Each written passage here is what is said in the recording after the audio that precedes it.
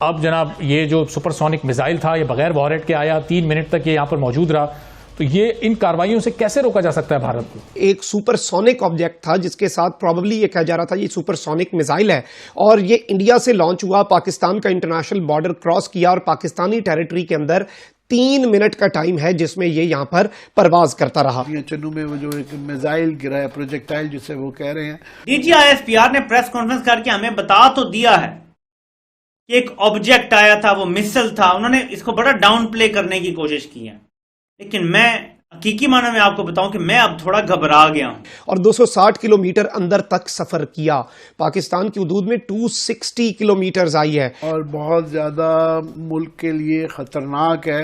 لیکن اصل چیز یہ ہے کہ اب ہمیں S-400 کی ضرورت ہے۔ جس طرح یہ میزائل اندر آ گیا ہے، اگر اس کے ساتھ وار ہیڈ لگا ہوتا تو جو تباہی آنی تھی ہم اس کا تصور بھی نہیں کر سکتے۔ ظاہری بات ہے ہماری ٹیریٹوریل انٹیگریٹی کی، ہماری ایئر سپیس کی، تمام تر چیزوں کی یہ ایک کھلی خلاف ورزی ہے۔ بارڈرز پر انڈیا فلرٹ کر رہا ہے پاکستان کے ساتھ، دباؤ ڈالنے کی کوشش کر رہا ہے، پاکستان کی جو افواج ہیں ان کو انگیج کرنے کی کوشش کر رہا ہے۔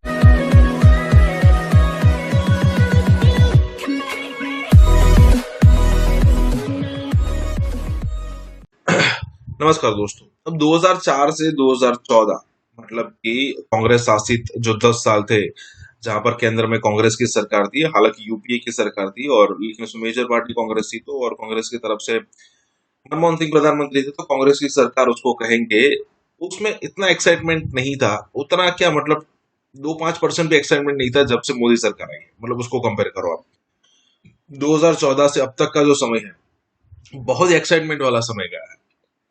اب یہاں پر پچھلے دنوں بھارت کی طرف سے ایک سپر سونک میزائل پاکستان میں گھس گئی، تقریباً 100 سے 150 کلومیٹر اندر گھومتی رہی، کئی منٹوں تک وہ اندر گھومی، اس کے بعد ایک جگہ تھی مطلب نو مینس لینڈ تھا، وہاں پر وہ گر گئی۔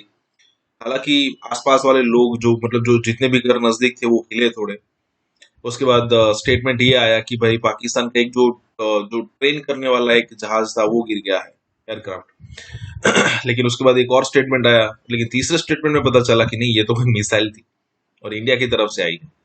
اب ہو سکتا ہے کہ انڈیا کی طرف سے چیک کرنے کے لیے کیا گیا ہو کہ اینٹی میزائل سسٹم پاکستان میں کہاں کہاں ہے وغیرہ وغیرہ، لیکن کہنے کا مطلب یہ ہے کہ پاکستان اب اتنا مطلب بولنے میں رہا نہیں ہے جس طریقے سے پہلے ہوا کرتا تھا۔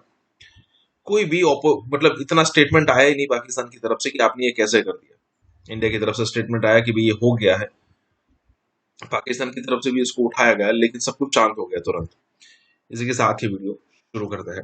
جناب یہ جو سپر سونک میزائل تھا یہ بغیر وارہیڈ کے آیا، 3 منٹ تک یہ یہاں پر موجود رہا، تو یہ ان کاروائیوں سے کیسے روکا جا سکتا ہے بھارت کو؟ دیکھیں یہ دونوں جو کاروائیاں ہیں نا، جو پارلیمنٹ ہاؤس یا پارلیمنٹ لاجز میں جو ہوا اور جو پاکستان کے بارڈرز پر ہو رہا ہے یا پاکستان کی فضائی حدود میں ہو رہا ہے، یہ اس کا بڑا گہرا تعلق ہے آپس میں۔ اچھا، پاکستان کے اندر انسٹیبلٹی کی کوشش کی جا رہی ہے، تو دوسری طرف جو ہمارے بارڈرز ہیں وہاں پر آپ یہ دیکھیں کہ پچھلے 1 مہینے میں 3 ہفتے میں سب سے پہلے تو ہمیں یہ پتا چلا کہ ان کی ایک سب مرین آئی، پاکستان کی حدود میں آئی، پھر اس کے بعد آج جو پتہ یہ چلا کہ جناب ایک انہوں نے میزائل مارا ہے، اور یہ بڑا خوفناک حملہ تھا، لیکن وہ اس کی جو راستہ انہوں نے بتایا وہ راستہ اس نے اختیار کیا جو پاکستان کی کمرشل ایئر لائنرز کرتی ہیں، جو میاں چنو کے قریب گرا آ کے۔ تو بارڈرز پر انڈیا فلرٹ کر رہا ہے پاکستان کے ساتھ، دباؤ ڈالنے کی کوشش کر رہا ہے، پاکستان کی جو افواج ہیں ان کو انگیج کرنے کی کوشش کر رہا ہے۔ انٹرنلی وہ لوگ جو بظاہر امریکہ اور یورپ اور یورپین یونین اس کے ساتھ جن کی پولیٹیکل الائنمنٹ ہے، وہ اس حکومت کو ہٹانا چاہتے ہیں۔ تو میں کیا کہوں، سب کو سمجھ آ رہی ہے کہ یہ کیا ہے۔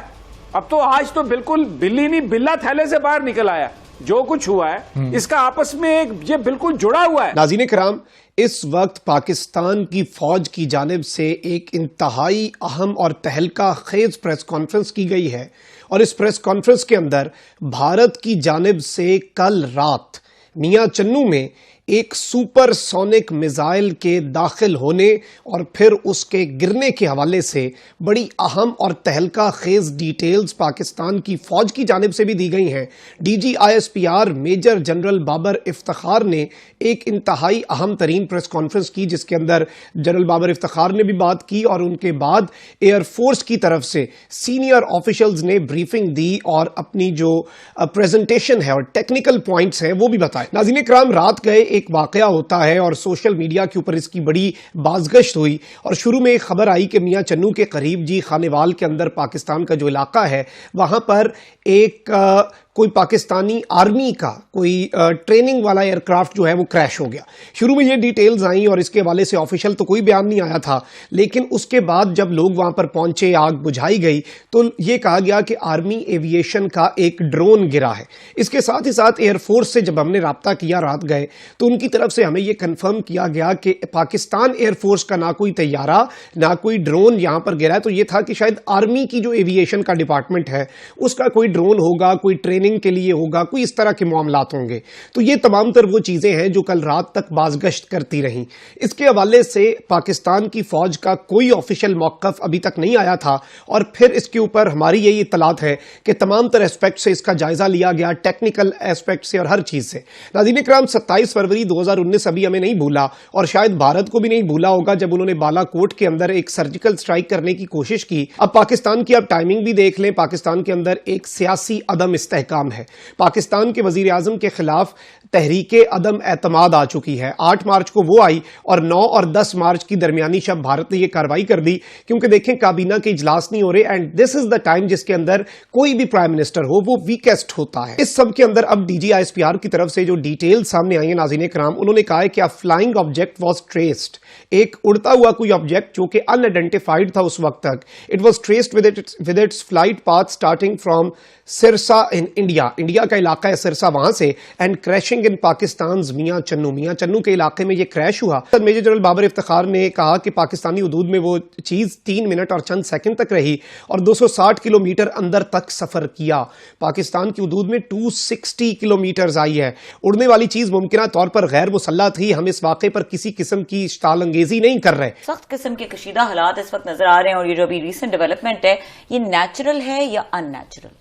مگر جو بھی ہے نہایت سنجیدہ ہے اور بری ہے اور بہت زیادہ ملک کے لیے خطرناک ہے کہ اس وقت جو خطے کی صورتحال ہے اور جو دنیا کی صورتحال ہے کہ آج اس وقت D G I S P R نے ابھی جو پریس کانفرنس کی ہے کہ میاں چنو میں وہ جو ایک میزائل گرا ہے، پروجیکٹائل جسے وہ کہہ رہے ہیں، وہ بہت زیادہ خطرناک ہو سکتا تھا کہ ایسے موقع پہ اگر ریڈار چیزوں کو غلط پک کر لیں، اس کو حملہ سمجھ لیں تو ہمارے میزائل بھی الرٹ ہو سکتے تھے۔ تو وہ ابھی پتہ نہیں کیا تھا۔ ابھی اچھی بات ہے کہ انہوں نے بھی کوئی اسپیکولیشن نہیں کی، ہم بھی نہیں کرنا چاہتے، انڈیا سے بھی کوئی نہیں آئی، مگر یہ کچھ بھی یہ ایک خطے کی یہ صورتحال ہے کہ چھوٹی سی چنگاری بھی کئی دفعہ ایک بہت بڑا طوفان لے آتی ہے۔ D G I S P R نے پریس کانفرنس کر کے ہمیں بتا تو دیا ہے کہ ایک آبجیکٹ آیا تھا، وہ مسل تھا، انہوں نے اس کو بڑا ڈاؤن پلے کرنے کی کوشش کی ہے، لیکن میں حقیقی معنی میں آپ کو بتاؤں کہ میں اب تھوڑا گھبرا گیا ہوں۔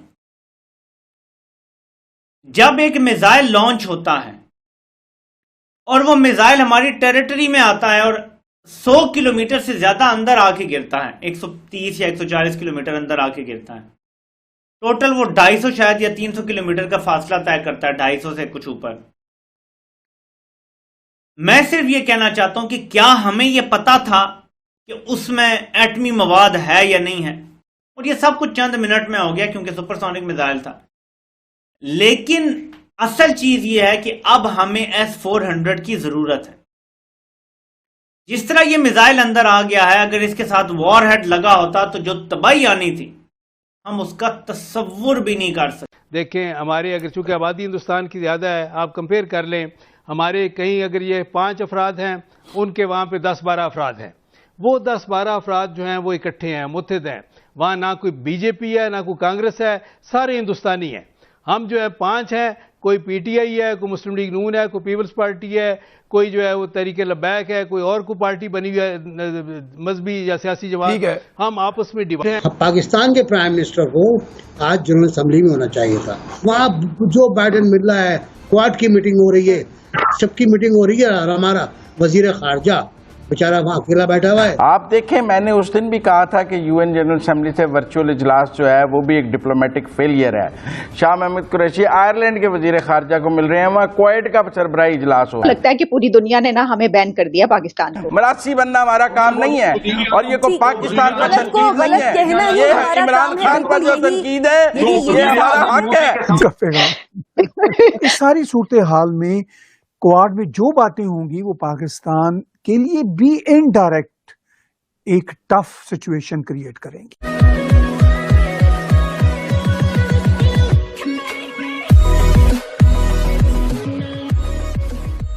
نمسکار دوستو، یہاں پر بات ہو رہی ہے کہ خاص کر کے ودیشوں میں ان دا سینس کہ خاص کر کے U S, UK، Canada, France, Australia, New Zealand جیسے جو کنٹری ہوتے ہیں، وہاں پر انڈینز جب جاتے ہیں تب وہ ایز اے انڈین بیہیو کرتے ہیں۔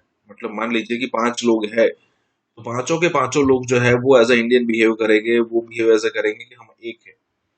جبکہ پاکستانیوں کی بات کریں تو ایک بندہ ہوگا PTI کا، مطلب عمران خان کی پارٹی کا، ایک ہوگا نواز شریف کی پارٹی کا، ایک بندہ ہوگا زرداری والی پارٹی کا، ایک بندہ ہوگا کہ وہ کہے گا کہ میں بلوچستان والا ہوں، ایک بندہ ہوگا کہ نہیں مجھے سندھ دیش الگ بنانا ہے، یہ پارٹیوں سے مجھے کچھ لینا دینا ہے نہیں۔ اب ہر کسی کو آواز اٹھانے کی آزادی ہے، لیکن اگر آپ لاسٹ میں دیکھو تو آپ کو پتا چلے گا کہ جو انڈینز کی ایک جٹتا ہے وہاں پر وہ زیادہ دکھتی ہے۔ آپ کو کرائمس میں بھی کم ہوتا ہے، ایجوکیشن میں زیادہ ہوتا ہے، انکم میں زیادہ ہوتا ہے، وہاں کے رولس اینڈ ریگولیشن کو فالو کرنے میں بھی زیادہ ہوتے ہیں، خام خواہ پیسے خرچ نہیں کرتے۔ کہنے کا مطلب یہ ہے کہ یہاں پر بات ہو رہی کہ ہندوستانیوں کی جو ایک جٹتا ہے وہ ایک الگ لیول کی ہی ہے۔ اسی کے ساتھ یہ ویڈیو شروع کرتا ہے۔ میں خود انگلینڈ میں رہا ہوں، کئی سال رہا ہوں۔ دیکھیں ہمارے اگر چونکہ آبادی ہندوستان کی زیادہ ہے، آپ کمپیئر کر لیں، ہمارے کہیں اگر یہ 5 افراد ہیں، ان کے وہاں پہ 10-12 افراد ہیں۔ وہ 10-12 افراد جو ہیں وہ اکٹھے ہیں، متحد ہیں، وہاں نہ کوئی BJP ہے، نہ کوئی کانگریس ہے، سارے ہندوستانی ہیں۔ ہم جو ہے 5 ہیں، کوئی PTI ہے، کوئی مسلم لیگ نون ہے، کوئی پیپلز پارٹی ہے، کوئی جو ہے وہ تحریک لبیک ہے، کوئی اور کوئی پارٹی بنی ہوئی ہے مذہبی یا سیاسی جماعت، ہم آپس میں ڈیوائیڈڈ ہیں۔ اس کی وجہ سے 5 افراد جو ہے ان کا امپیکٹ نہیں ہے۔ وہاں پہ وہ جو 10-12 افراد ہیں، وہ وہاں برٹش پارلیمنٹ میں بھی ان کی زیادہ نمائندگی ہے، ان کی اپنی تعداد کی نسبت بھی ہماری نمائندگی اتنی بھی نہیں ہے جتنی ہماری وہاں پہ پاپولیشن ہے۔ بات یہ ہے کہ وہاں پہ میرا ذاتی نقطہ نظر یہ ہے کہ وہاں پہ صرف پاکستان کا پرچم سربلند رہنا چاہیے، کسی سیاسی جماعت کا پرچم نہیں ہونا چاہیے۔ وہاں پہ میرا ذاتی نقطہ نظر تو یہ ہے کہ کسی سیاسی جماعت کو بھی وہاں پہ اپنی برانچز قائم کرنے کی بھی اجازت نہیں ہونی چاہیے۔ پاکستان کے پرائم منسٹر کو آج جنرل اسمبلی میں ہونا چاہیے تھا۔ جو بغل اطہر نے پچھلے دنوں بات کی تھی اور بالکل صحیح بات کی تھی کہ جنرل اسمبلی میں ہونا چاہیے تھا، وہاں جو بائیڈن مل رہا ہے، کوارڈ کی میٹنگ ہو رہی ہے، سب کی میٹنگ ہو رہی ہے، اور ہمارا وزیر خارجہ بیچارہ وہاں اکیلا بیٹھا ہوا ہے، جو ساتھ میں گیا تھا شہزادہ، وہ واک کر کے اپنی شرٹ، امریکی شرٹ دکھا کے وہ غائب ہو گیا ہے۔ میں سمجھتا ہوں کہ پچھلے موجودہ حکومت کی ڈپلومیٹک فرنٹ پر فیلیئرز کی تعداد بہت بڑھتی جا رہی ہے، اور جو پبلک ڈپلومیسی ہے اور ڈپلومیٹک فرنٹس پر پاکستان کے پچھلے 3 سال میں اچھا پرفارم نہیں کیا ہے ود اپنے دشمنوں کے مقابلے میں، کیونکہ ہم کمپیریٹیو انالیسز ہی کریں گے۔ اگر ہم بار بار یہ کہتے ہیں کہ بھارت کی سازش ناکام ہو گئی ہے، تو دراصل ہم یہ کہتے ہیں کہ بھارت کی سازش کامیاب ہو گئی ہے تو ہم ناکام ہو گئے ہیں، ہم اس کو کاؤنٹر نہیں کر سکے۔ دنیا نے ہم سے بات کرنا، ہماری بات ماننا مناسب نہیں سمجھا، اور بھارت کی بات ماننا مناسب سمجھا ہے۔ آپ دیکھیں، میں نے اس دن بھی کہا تھا کہ یو این جنرل اسمبلی سے ورچوئل اجلاس جو ہے وہ بھی ایک ڈپلومیٹک فیلئر ہے۔ شاہ محمود قریشی آئرلینڈ کے وزیر خارجہ کو مل رہے ہیں، وہاں کویت کا سربراہی اجلاس ہو رہا ہے۔ مقابلہ کیا ہے ڈپلومیٹک فرنٹ پہ ہمارا اور ان کا؟ 20 ماہ سے تو پاکستان کے وزیر اعظم کی چینی صدر سے کبھی بات نہیں ہوئی۔ پچھلے 20 ماہ میں ہم کہتے ہیں ہمارا سارا دار و مدار چین پر ہے، پچھلے 20 ماہ سے ہماری چینی صدر سے وزیر اعظم کی بات نہیں ہوئی، روس کے صدر سے ملاقات نہیں ہو پا رہی، وہ بھی ایک ٹیلی فون کال سے ہم آگے نہیں بڑھ پا رہے، اور ہم دنیا کو کہہ رہے ہیں کہ ہم روس اور چین کے بلاک میں جا رہے ہیں۔ تو اس طرح تو بلاک میں نہیں جایا جاتا ہے کہ بلاک میں تو تب جاتے ہیں جب اگلے آپ کے رائٹ اور لیفٹ پہ کھڑے ہوں گے آ کر, تو دنیا کو پیغام ملے گا کہ وہ ہمارے رائٹ اور لیفٹ پہ کھڑے ہیں. اور اگر دنیا کو پتا ہو کہ ہماری ان سے بھی 20 ماہ سے بات نہیں ہوئی, تو دنیا کو سمجھ ہے کہ وہ کتنا ہمارے ساتھ ہیں اور کتنا ہمارے سے دور ہیں, دنیا اسی طرح ڈیل کرے گی. میں سمجھتا ہوں کہ یہ بالکل فارن پالیسی کا فیلئرز ہیں. شاہ محمود قریشی کا احتساب ہونا چاہیے, ہمارے ڈپلومیٹس کا احتساب ہونا چاہیے. ہمیں اپنے فارن پالیسی کے جو ٹولز ہیں وہ ٹھیک کرنے کی ضرورت ہے. وزیر اعظم کے انٹرویو بالکل پازیٹیو نہیں گئے ہیں, ان کا انٹرنیشنل امیج اس سے نہ بہتر ہوا ہے, نہ پاکستان کی انٹرنیشنل ڈپلومیسی کو اس سے کوئی فائدہ ہوا ہے, نہ دنیا کو قائل کر سکے ہیں. دوسرے ممالک کو جاہل اور کلو لیس کہنے سے ہم ان کا دل نہیں جیت سکتے. کوئی حکمران پاکستان نہیں ہے, حکمران آتے جاتے رہتے ہیں, پاکستان اپنی جگہ موجود رہے گا تا قیامت.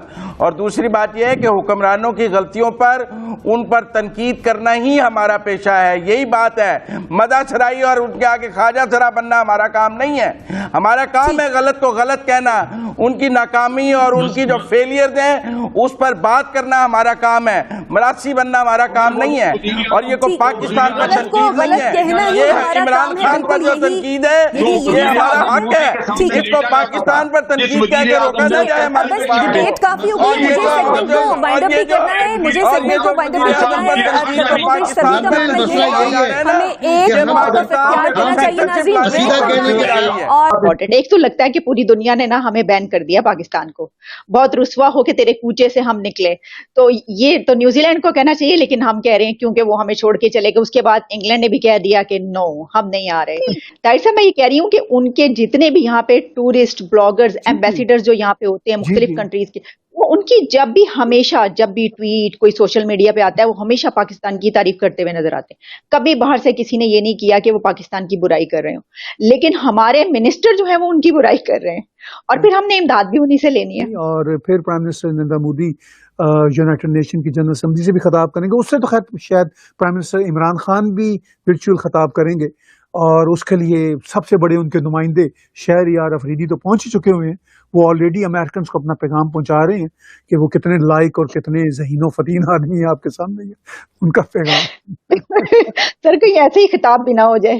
لیکن ایشو یہ ہے کہ اس وقت تو پاکستان بہرحال ان کے بلاک میں بیٹھا ہوا, مجبوری ہی صحیح, اس کے علاوہ تو پاکستان کے پاس کوئی اور چارہ نہیں ہے. تو اس ساری صورتحال میں کوارڈ میں جو باتیں ہوں گی وہ پاکستان کے لیے بھی انڈائریکٹ ایک ٹف سچویشن کریٹ کریں گی, چونکہ ان کا جو رائیول کنٹری ہے بھارت, جو کہ جس کا کوئی کمپیریزن نہیں ہے پاکستان سے, نہ سائز میں, نہ اکانومی میں, نہ کلچر میں, نہ سرکمسٹانس میں, کوئی کمپیریزن نہیں. وہ پتہ نہیں مطلب میرے پاکستانی جو دوست ہیں وہ کیوں ایسا سمجھتے ہیں کہ ہمارا کوئی مقابلہ ہے بھارت سے, کوئی ہے ہی نہیں. امریکہ اور ہندوستان کے درمیان اقتصادی, آئی ٹی لے کے ہر طرح کے جو معاہدے ہیں وہ ایک طرف, دفاعی نوعیت کے معاہدے دوسری طرف, انٹیلیجنس کی جو شراکت داری ہے وہ علیحدہ, پھر ان کی جو اسمارٹ سٹیز ہیں وہ علیحدہ, اور پھر یہ کہ اس بات کا اندازہ آپ اس بات سے لگا سکتی ہیں کہ جو STA1 جو اگریمنٹ ہے امریکہ اور ہندوستان کے درمیان, اس کے مطابق 99% امریکن دفاعی ٹیکنالوجی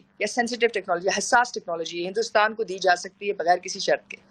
تو یہ ایک بہت بڑی بات ہے. اس کے علاوہ وہ تمام ہندوستانی جو امریکہ میں کام کرتے ہیں ان کو نیشنل انشورنس دینے کی ضرورت نہیں, ان کو ٹیکس دینے کی امریکہ میں ضرورت نہیں, ان کو یہ مراد بھی حاصل ہے. کا فون آ جاتا ہے گورے کا تو انہیں سمجھ نہیں آتی, دھمال ڈالنی شروع کر دیتے ہیں, یہ اب امریکہ کا مقابلہ کریں گے اور ہم ان کی یکجہتی پیدا کریں. کتے جو بھاگ رہے ہیں, اٹیک بھی کرتے ہیں. آج میرے پر آلموسٹ ایک ڈاگ اٹیک کرنے لگا.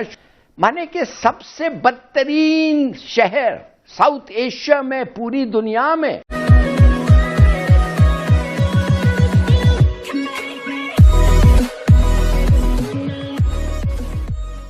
نمسکار دوستو, اب یہاں پر بات ہو رہی ہے انڈیا اور امریکہ کے ریلیشن کے بارے میں. اب سب کو پتا ہوگا کہ انڈیا اور امریکہ کے ریلیشن کتنی اونچائیوں تک پہنچ گئے ہیں. پچھلے دنوں جو پردھان منتری مودی کی جو اسٹیٹ وزٹ ہوئی تھی اس میں بھی پتا ہے آپ کو, مطلب دیکھا ہی ہوگا کہ کتنا امپورٹنس پردھان منتری مودی کے تھرو انڈیا کو دیا گیا تھا. کئی ساری چیزیں ہیں جو آلریڈی مطلب US کے جسچرز ہم کو مل چکے ہیں, اور جس میں ہمیں یہ دکھتا ہے کہ بھائی امریکہ انڈیا کو لے کر ریئل میں سیریس ہے. لیکن بات یہ بھی ہو رہی ہے کہ بھائی موسٹلی جو ٹیکنالوجی ہوگی امریکہ کے پاس وہ آنے والے دنوں میں, آنے والے سالوں میں انڈیا کو ٹرانسفر کی جائے گی, पहले क्या हुआ करता था कि अमेरिका जिसको भी हथियार बेचता था उनको हथियार बेचता था, मेंटेनेंस के लिए सपोर्ट करता था, लेकिन टेक्नोलॉजी ट्रांसफर कभी नहीं करता था। लेकिन अब इंडिया, और अगर मान लीजिए कि उन्होंने इंडिया को हेल्प नहीं की तो आने वाले दिनों में हो सकता है कि चाइना एक बहुत बड़ा थ्रेट बन के उभर जाए अमेरिका के लिए। हालांकि अमेरिका का टारगेट यही है, इंडिया को इतना ताकतवर कर दो कि चाइना वहां से निकल ही ना पाए। इस चक्कर में हो या फिर कोई भी चक्कर में हो, इंडिया ने अपने आप को इतना बड़ा बना लिया है कि अब उनके पास कोई ऑप्शन है नहीं इंडिया की मदद लेने के अलावा। यही बात हो रही है। इसी के साथ ये वीडियो शुरू करते हैं। भूलना चाहिए कि बीका के बाद और जो 60 मुख्तलिफ माहिदे इस वक्त हिंदुस्तान और अमेरिका अफवाज और इंटेलिजेंस और मुख्तलिफ इदारों के दरमियान है, अब दोनों एक दूसरे के आप एक तरह से कह सकते हैं लाजिम और मलज़ूम जो है साथी बन चुके हैं। अच्छा, यानी आप अमेरिका और इंडिया की बात कर रही हैं कि उनके दरमियान तकरीबन 60 कॉन्ट्रैक्ट्स जो हुए हैं उसकी बिना पर अब अभी तो हम तो सिर्फ बात ही करते थे ना, बात ही सुन रहे थे कि हम अमेरिका जो है वो करीब हो गया, अमेरिका इंडिया से, इंडिया अमेरिका के करीब हो गया, पाकिस्तान जो है वो अब दूर चला गया। तो इसका मतलब ये है कि आप कह रही हैं कि वो एक दूसरे के लिए लाजिम और मलजूम बन चुके हैं, इस हद तक ये हो चुका है। देखिए, वो कह चुके हैं कि जो आप अमेरिकन सदरों सदर जो मुख्तलिफ सदूर हैं उनकी आप स्पीचेस देख लें तो वो कहते हैं कि हिंदुस्तान की कलीदी पोजीशन है इस खत्ते में, बिलखसूस बहराए अरब में। इस वक्त ये बात कहना कि हिंदुस्तान और अमेरिका के दरमियान जो ताल्लुकात हैं वो कितने अहमियत के हामिल हैं, इसका अंदाज़ा इस बात से लगाया जा सकता है कि मुख्तलिफ अमेरिकन सदूर जो है वो ये बात वाज़ेह तौर पे कह सकें कि हिंदुस्तान जो है बहरा अरब में अमेरिका के अहदाफ पूरे करेगा। क्वाड के बारे में आप जानती हैं। इसके साथ साथ जो सेंट्रल इंडो पैसिफिक स्ट्रैटेजी है उसके अंदर भी, जब पिवट टू एशिया, उसके अंदर भी हिंदुस्तान को एक बहुत बड़ा रोल दिया गया है। इसके अलावा वो ये समझते हैं मुस्तकबिल में हिंदुस्तान जो है चीन के मद्दे मुकाबल अमेरिका के लिए एक बहुत बड़ी ताकत के तौर के ऊपर ना सिर्फ उभरेगा बल्कि उसकी बुनियाद के ऊपर वो उस खित्ते के अंदर इलाकाई बालादस्ती हासिल कर सकेंगे।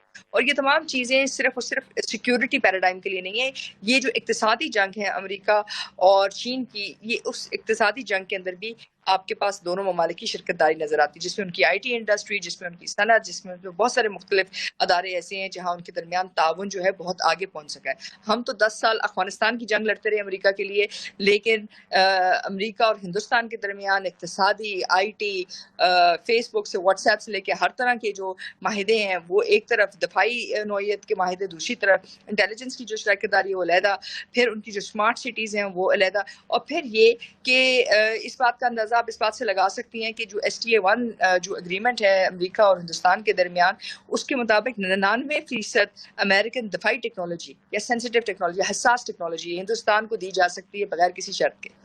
तो ये एक बहुत बड़ी बात है। इसके अलावा वो तमाम हिंदुस्तानी जो अमेरिका में काम करते हैं उनको नेशनल इंश्योरेंस देने की ज़रूरत नहीं, उनको टैक्स देने की अमेरिका में ज़रूरत नहीं, उनको ये मराद भी हासिल है। तो ये इस बात की अक्कासी करते हैं कि ये कोई आम नौयत का रिलेशनशिप नहीं, ये सिर्फ कोई ट्रिप्स के ऊपर बेस्ड नहीं है, ये ज़मीनी हक़ाइक़ पे बेस्ड है, और ये ऐसी चीज़ है जो आपके फैसले करने या ना करने से तब्दील नहीं होगा।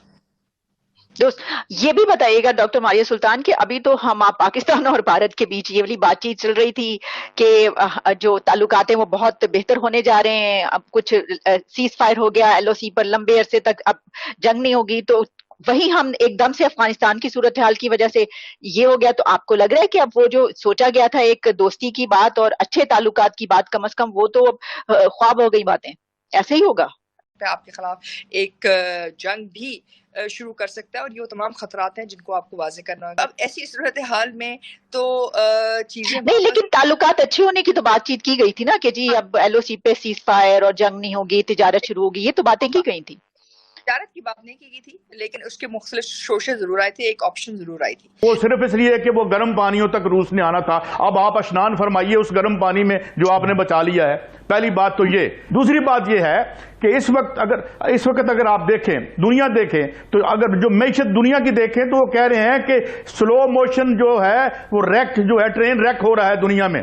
हम अपनी मैशत देख लें, $150 बिलियन का आपने नुकसान किया, और जिस किस्म की इशराफिया यहाँ पे मुसल्लत की अमेरिकी साम्राज्य ने, अब उसके जरिए हमने ये ठीक करना है, और हम उनको अब ब्रीफिंग दे रहे हैं कि भाईजान ये ठीक करो। जिनके घर एक सफीर का फोन आ जाता है गोरे का, तो इन्हें समझ नहीं आती, धमाल डालनी शुरू कर देते हैं, ये अब अमेरिका का मुकाबला करेंगे और हम इनकी यकजहती पैदा करें। कमाल है, पूरा दुनिया, पूरा कराची यही कह रहा है कि 95% ऑफ पैसे जो सिंध कमाता है 95% आता है कराची से, 5% आता है रूरल सिंध से। और कराची में आप जानते हैं क्या आप पाते हैं? कराची में आप रोड पाते हैं जिनमें बड़े बड़े सुराख हैं, कूड़ा अनकलेक्टेड, नो वाटर, कुत्ते जो भाग रहे हैं, स्ट्रे डॉग्स जो अटैक भी करते हैं। आज मेरे पर ऑलमोस्ट एक डॉग अटैक करने लगा, शुक्र है कि उसके पास एक बंदा था जिसने उसको डराया।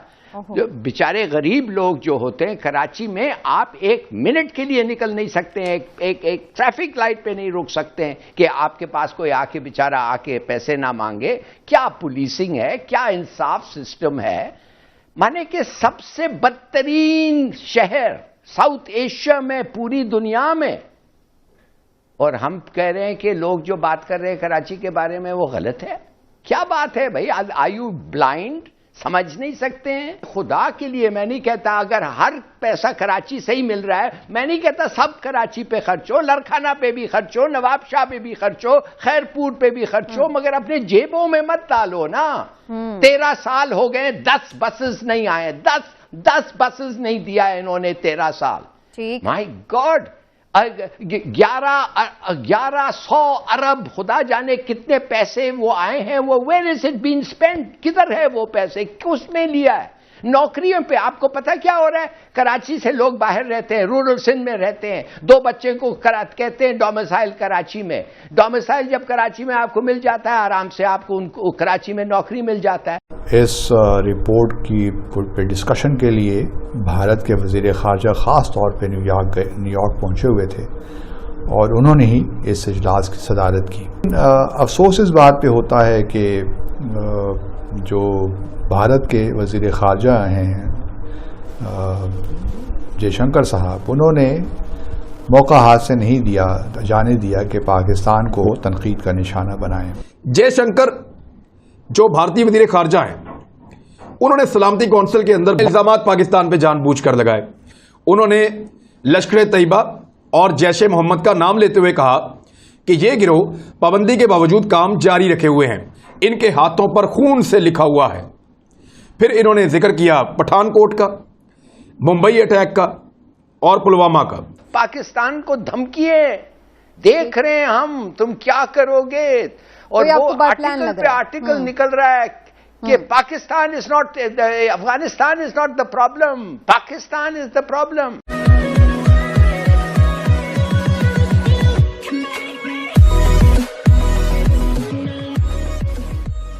नमस्कार दोस्तों, अब सबसे ज्यादा आपको यूएन डेजिग्नेटेड टेररिस्ट आपको कहाँ मिलेंगे? ऑब्वियसली पाकिस्तान में 70 to 80% आपको टेररिस्ट वहां मिलेंगे, चाहे वो हाफिज सईद हो, चाहे वो मौलाना मसूद अजहर हो, चाहे कोई लखवी हो, चाहे वो इंडिया से भागे हुए हो, चाहे खालिस्तानी हो, चाहे मतलब जो भी हो, उनका उन सबका अड्डा पाकिस्तान में है। और लश्कर तैयबा और ये जो 2 बड़े आतंकवादी ग्रुप है जो बनाया है, हाफिज सईद और मौलाना मसूद अजहर ने ही बनाया है। तो कहने का मतलब ये है कि अब इंडिया उतना ताकतवर हो चुका है और इंडिया को अब इतना सीरियसली लिया जा रहा है कि भाई चाहे यूएन हो, चाहे अमेरिका हो, चाहे यूरोप का कोई भी और कंट्री हो, वहां जाकर जब इंडिया स्पीच डिलीवर करता है तब उसका जो प्रेशर है वो पाकिस्तान पर आता है। एक समय पर क्या था कि ऐसा हुआ करता था कि जब इंडिया लश्कर जैश ए मोहम्मद और लश्कर तैयबा का नाम लेकर हाफिज सईद और ये मौलाना मसूद अजहर का नाम जब लिया करता था, कोई सीरियसली लेता नहीं था। लेकिन उसको खड़ा करने वाला तो अमेरिका ही है, लेकिन कोई इसको सीरियसली लेता नहीं था। लेकिन अब ऐसा है कि मजबूरी में लेना पड़ रहा है। यहाँ पर यही सारी बातें हो रही है, इसी के साथ की वीडियो शुरू करते हैं। जयशंकर जो भारतीय वज़ीर ख़ारजा हैं, उन्होंने सलामती कौंसिल के अंदर बड़ी ज्यादती की। सलामती कौंसिल पे उल्टा इल्जामात पाकिस्तान पे जानबूझकर लगाए, लेकिन उसी भारत ने उसी पाकिस्तान को बोलने नहीं दिया। अब जयशंकर क्या कह रहे हैं, जरा ये सुन लें। भारतीय वज़ीर ख़ारजा जयशंकर ने अक़वाम मुत्तहिदा की सलामती कौंसिल में खिताब करते हुए कहा कि अफगानिस्तान की जो सूरत हाल है, इससे दीगर दहशतगर्द जमातें फायदा उठा सकती हैं। उन्होंने लश्कर तैयबा और जैश ए मोहम्मद का नाम लेते हुए कहा कि ये गिरोह पाबंदी के बावजूद काम जारी रखे हुए हैं। ये जब कहते हैं तो पाकिस्तान पे एक्चुअली इल्ज़ाम लगा रहे होते हैं। हमारे करीबी पड़ोस में दाइश ज़्यादा मुतहर्रिक हो गई है और मुसलसल अपने कदम जमाने की कोशिश कर रही है। अफगानिस्तान में पेश आने वाले वाक़यात ने कुदरती तौर पर इलाकाई اور بین الاقوامی سلامتی دونوں کے لیے عالمی خدشات کو بڑھا دیا ہے. لیکن کچھ ممالک ہمارے اجتماعی عزم کو کمزور کرتے ہیں. ان کے ہاتھوں پر خون سے لکھا ہوا ہے. پھر انہوں نے ذکر کیا پٹھان کوٹ کا، ممبئی اٹیک کا اور پلوامہ کا. یہ وہ 3 حملے ہیں جو بڑے حملے جن کو بھارت کہتا ہے ہمارے پر ہوئے گزشتہ 1 دہائی یا 15 سال میں. یو این سیکیورٹی کونسل کا ایک اجلاس تھا جس میں یو این سیکیورٹی جنرل کی جو 13th رپورٹ تھی داعش پہ وہ کنسیڈر ہو رہی تھی. اور آپ جانتے ہیں کہ آج کل یو این سیکیورٹی کونسل کی جو صدارت ہے وہ بھارت کے پاس ہے. اور اس رپورٹ کی پہ ڈسکشن کے لیے بھارت کے وزیر خارجہ خاص طور پہ نیو یارک پہنچے ہوئے تھے اور انہوں نے ہی اس اجلاس کی صدارت کی. اجلاس کے ختم ہونے کے بعد ایک پریس اسٹیٹمنٹ بھی ایشو ہوئی جس میں یہ کہا گیا کہ جو ٹیررزم کا ایشو ہے وہ اس کو ہولسٹیکلی دیکھا جائے اور چیری پکنگ نہ کی جائے. بالکل بات درست ہے، اس میں تو کوئی دو آراء ہو نہیں سکتی.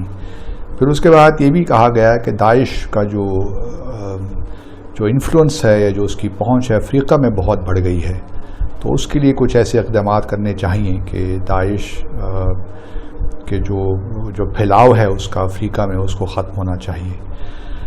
لیکن پریس اسٹیٹمنٹ تو چلیں ایشو ہو گئی. فارن منسٹرز نے جو وہاں پہ تھے یا آن لائن تھے انہوں نے اپنے اپنے خدشات کا اظہار بھی کر دیا. لیکن افسوس اس بات پہ ہوتا ہے کہ جو بھارت کے وزیر خارجہ ہیں جے شنکر صاحب، انہوں نے موقع ہاتھ سے نہیں جانے دیا کہ پاکستان کا نام لیے بغیر جو ہے اس کو تنقید کا نشانہ بنائیں. انہوں نے اپنی تقریر میں جہاں اس رپورٹ کی بات کی یو این سیکرٹری جنرل کی، وہاں پہ افغانستان کا بھی انہوں نے ذکر کیا اور افغانستان میں انہوں نے وہی باتیں کی جو ہم ان کی جسے توقع رکھ سکتے ہیں کہ طالبان جو ایک ٹیررسٹ آرگنائزیشن ہے ان کے آنے سے حالات بگڑ رہے ہیں، اور خاص طور پہ حقانی نیٹ ورک جو اس وقت بھی ٹیرر آرگنائزیشن کی لسٹ میں شامل ہے یو این کی، ان کو بہت کھلی چھوٹ مل گئی ہے. اور ساتھ ساتھ جو اس قسم کی تنظیمیں ہیں لشکر طیبہ ہو یا جیش محمد ہو، ان کو بھی طالبان میں اب سیف ہیونز مل گئے ہیں اور وہاں پہ یہ اپنا جو ہے اپنے آپ کو منظم کریں گے. اور پھر ان کو کچھ ممالک کی سپورٹ بھی حاصل ہے. ان کا اشارہ یقیناً پاکستان کی طرف تھا. اب دیکھنا یہ ہے کہ طالبان کب اپنی حکومت بنانے کے بعد، کیونکہ جے شنکر نے ایک اور پریس میڈیا سے بات کرتے ہوئے کہا کہ ابھی بہت کچھ کہا نہیں جا سکتا، ابھی اس بارے میں کچھ نہیں کہا جا سکتا کہ ہم طالبان کو ایکسیپٹ کریں گے نہیں کریں گے، طالبان کے ساتھ انگیجمنٹ کریں گے نہیں کریں گے، جب وقت آئے گا تو دیکھا جائے گا. جس کا مطلب یہ ہوا کہ فی الحال تو وہ اس صورتحال کو استعمال کرنا چاہتے ہیں تاکہ کسی طریقے سے دنیا بھر جو ہے وہ طالبان کو ریکگنائز نہ کریں. خاص طور پہ ویسٹرن کنٹریز وہ اپنا زور یہ بھی لگا رہے ہیں کہ چائنا اور رشیا بھی نہ کریں تاکہ طالبان کے لیے غیر مستحکم سچویشن رہے. اور پھر وہ یہ بھی کوشش کریں گے کہ امراللہ صالح وغیرہ جو لوگ ہیں یہ ایک گورنمنٹ ان ایگزائل بنا لیں تاکہ جو افغانستان کا معاملہ ہے وہ سیٹل نہ ہو. افغانستان کے معاملات اسی طرح ہی رہیں اور دنیا بھر کنڈیم ہی کرتا رہے طالبان کو، اور اس کانٹیکس میں پھر پاکستان پہ بھی پریشر رہے. دوسری بات ہے کہ جب آپ سینکشنز کریں گے تو آپ کو پتہ ہے ڈیسٹیبلائز پیسے کم ہے، بینکرپسی ہے، سٹارویشن کے نزدیک جا سکتے ہیں. جب تک انہوں نے اپنے آپ کو ریکارگنائز نہیں کیا، یہ تو 2 ہفتے کے اندر نو ریکگنیشن، سینکشن، یہ وہ پاکستان کو دھمکیے دیکھ رہے ہیں ہم تم کیا کرو گے. اور وہ آرٹیکل پہ آرٹیکل نکل رہا ہے کہ Pakistan is not, Afghanistan is not the problem, Pakistan is the problem. خدا کے لیے لک ایٹ دیئر گیم. لیکن ہلال صاحب اس بات کی کیا گارنٹی ہے؟ ٹھیک، لیکن ہلال صاحب اس بات کی پھر بھی کیا گارنٹی ہوگی کہ وہاں پر دہشت گرد تنظیمیں نہ پنپ سکیں. دوبارہ سے ٹی ٹی پی کے اوپر بھی بات چیت ہو رہی ہے, ان کے بھی لوگ رہا کر دیے انہوں نے, تو پاکستان کے لیے اس طرح سے نہ کوئی مسئلہ بن جائے. سب سے اہم اور مصروف ترین یو کے کی ڈیسٹینیشن پر بھی پی آئی اے بین ہو گئی ہے. I'm asking you. Otherwise I will not come in your show. No, sir, I'm asking you. میں نے یہ بولنے کے لیے بلایا. نہیں, آپ میرے نہیں, میں صرف سوال پوچھنے کے لیے اور آپ کی تقریر سننے کے لیے تو نہیں بیٹھی نا سر, آپ غلط کوٹ کر رہے ہیں.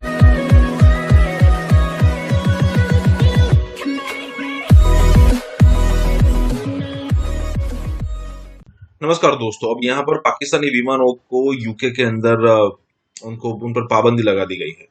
अब क्या आपको लगता है कि भाई मतलब ये शॉकिंग न्यूज हो सकती है किसी भी कंट्री के लिए? मान लीजिए कि इंडिया का कोई भी एक प्लेन भी एक कंपनी का प्लेन या फिर कोई एक प्लेन को भी अगर ये पाबंदी लगाते हैं तो वो अल्लाह हो सकता है, लेकिन पाकिस्तान में पूरी की पूरी एयरलाइन को बंद कर दिया जाता है, मतलब दूसरे देश में. तो मुझे कोई शौक नहीं लगता जब पाकिस्तान के अंदर या फिर पाकिस्तान के रिगार्डिंग ऐसी कोई न्यूज आती है. अब होता यह है कि पाकिस्तानी जहां कहीं भी जाते हैं वहां पर अपना नाम दिखाई देते हैं, भले उसको कोई पूछे ना, लेकिन पता चल जाएगा कि ये पाकिस्तान से है. बात दरअसल ये है कि यूके और फ्रांस जैसे कंट्री, यूरोपियन कंट्री ने दिल खोलकर उनका स्वागत किया है, लेकिन आखिर उन्होंने किया क्या वहां जाकर? अब पिछले दिनों देखिए फ्रांस में क्या हो रहा है. इमिग्रेंट्स, मतलब इतने सारे इमिग्रेंट्स वहां पर आए, उन्होंने वेलकम किया. पहले 1% भी आबादी नहीं थी मुस्लिमों की या फिर कहे कि इमिग्रेंट्स की फ्रांस के अंदर. अब 10% हो गई, और 10% तो हो गई है, लेकिन अब वो हो अल्लाह मचा रहे हैं. बड़ी बड़ी लाइब्रेरी उन्होंने जला दी, कितना हजारों करोड़ों का नुकसान कर दिया. और जो बंदे रेफ्यूजी को वेलकम कर रहे थे, मतलब कई सारी ऐसी संस्था है जिन्होंने ये लॉबिंग की थी फ्रांस की गवर्नमेंट को कि भाई इनको लीजिए अंदर, आज उन्हीं को वो इमिग्रेंट्स मार रहे हैं. तो यहाँ पर यही बात हो रही है कि पाकिस्तानी, मतलब अगर कोई भी आने वाले दिनों में कोई भी बड़ी न्यूज आती है कि पाकिस्तान के अंदर पेट्रोल खत्म, अब सब चल के जाएंगे, कोई बड़ी बात नहीं होगी. इसी के साथ ही वीडियो शुरू करते हैं. पीयूष, पाकिस्तानी पायलट्स के मशकूक लाइसेंस के हवाले से जारी इंक्वायरी मुकम्मल हो चुकी है. रिपोर्ट में जो हकायक सामने आए हैं वो ना सिर्फ हैरान कुन है बल्कि लग रहा है कि परेशान कुन भी हैं. हमारे जराये के मुताबिक 262 पायलट्स जिनके लाइसेंसेस को वजीर हवाबाजी ने जोशी खिताबत में पहले जाली करार दिया और फिर मशकूक कहा, अब इन तमाम हालात का डायरेक्ट असर पड़ा था पीआईए पर, क्योंकि पीआईए पर पाबंदियां लगी. यूरोप की अहम डेस्टिनेशंस पर पीआईए नहीं जा सकती. सबसे अहम और मसरूफ तरीन यूके की डेस्टिनेशन पर भी पीआईए बैन हो गई है. यहाँ हैरानकुन बात यह है कि पीआईए क्रैश के बाद, लेकिन जिस अंदाज में पीआईए पर मलबा डाला गया उससे ये तासुर मिला कि सारा इदारा ही मुजरिम है. नतीजा माली नुकसान और साख की बर्बादी सब पीआईए के हिस्से आई. और अब गैर मुल्की कंपनीज ने पाकिस्तान में ऑपरेट करना शुरू कर दिया है ताकि मुसाफिर हवाई सफर कर सकें. और हमें नुकसान पर, जो हमारी पहले से एयरलाइन नुकसान पर जो है वो चल रही थी, जिसके बिजनेस को कोरोना वबा से और नुकसान हुआ, उसे वजीर हवाबाजी की जल्दबाजी का खमियाजा भुगतना पड़ा है.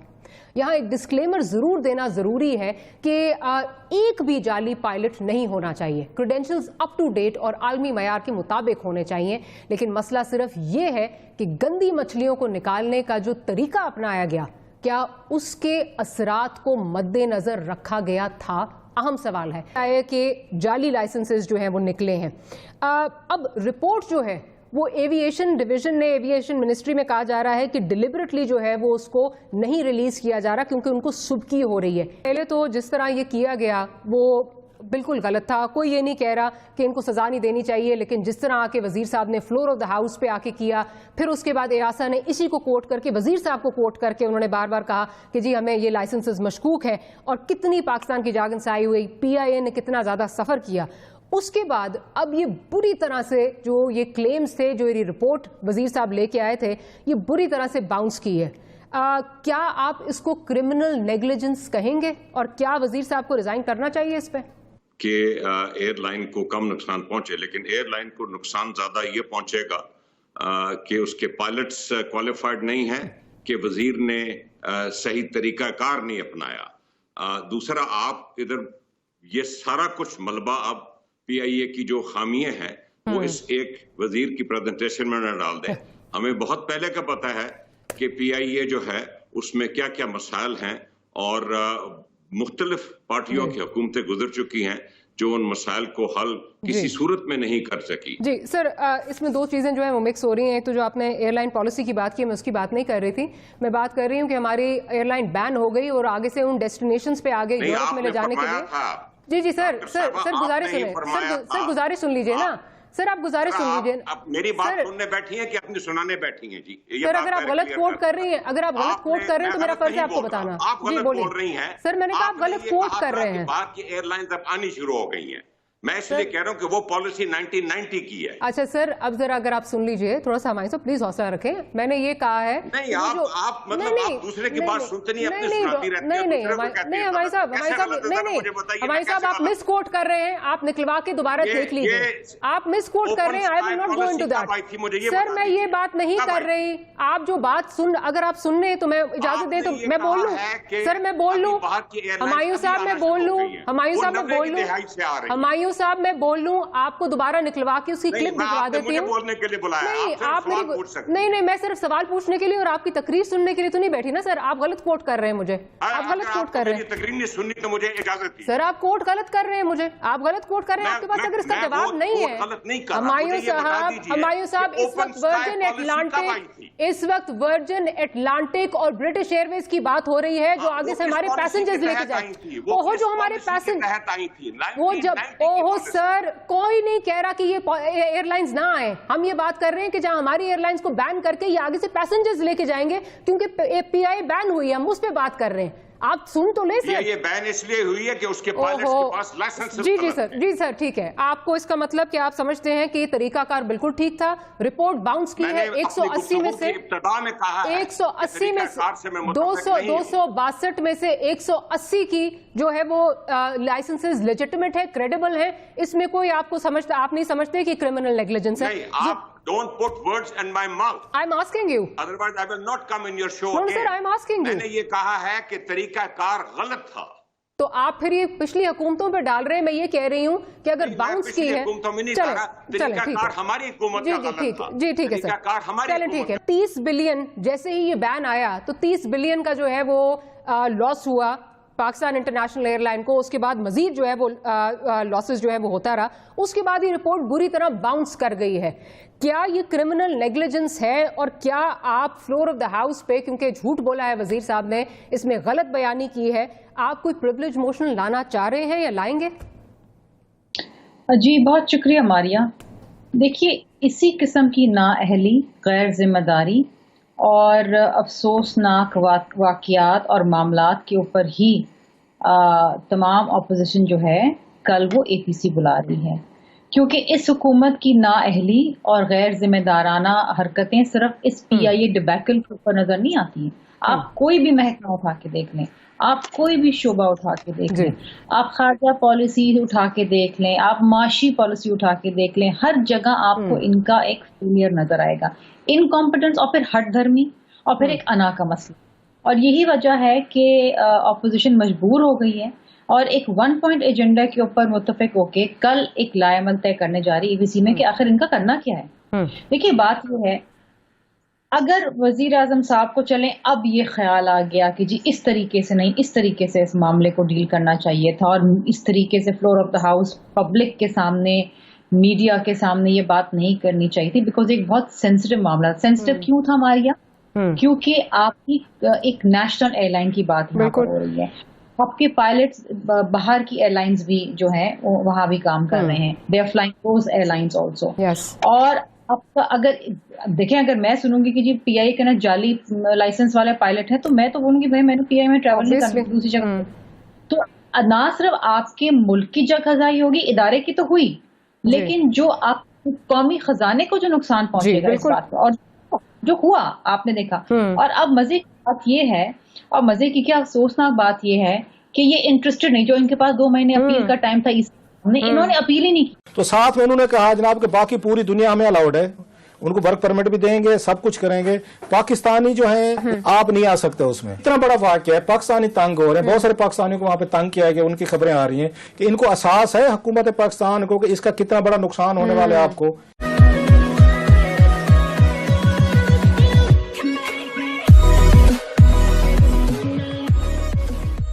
नमस्कार दोस्तों, अब यूएई ने पाकिस्तानियों को आने देने से मना कर दिया है। मतलब ऑब्वियसली वीजा नहीं देंगे तो कैसे आएंगे वो। अब दिक्कत ये है कि पहले इंडिया के सामने पाकिस्तान अपनी लॉबिंग करता था और पाकिस्तान को वेस्ट ब्लॉक का पूरा सपोर्ट था, अमेरिका का पूरा सपोर्ट था, और सबको पता है कि भाई रशिया के खिलाफ जाने के लिए ये सारी चीजें की गई थी। लेकिन जैसे ही और ये सारी चीजों में ये अरब कंट्रीज खास करके सऊदी और यूएई डायरेक्टली इनडायरेक्टली अमेरिका के प्रेशर में पाकिस्तान को मदद किया करते थे।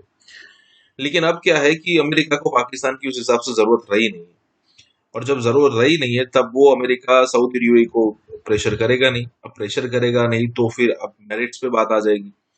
अब इंडियंस वहां पर रहते हैं, अच्छा खासा कमाते हैं, अच्छा खासा काम करके देते हैं। सऊदी और यूएई जैसे कंट्रीज में उनकी एक रेप्यूटेशन है। जब पाकिस्तानियों की बात करें आप, तो सिचुएशन इतनी खराब हो जाएगी कि इसी सिचुएशन को ध्यान में रखते हुए उन्होंने पाकिस्तानियों को वीजा देने से मना कर दिया है।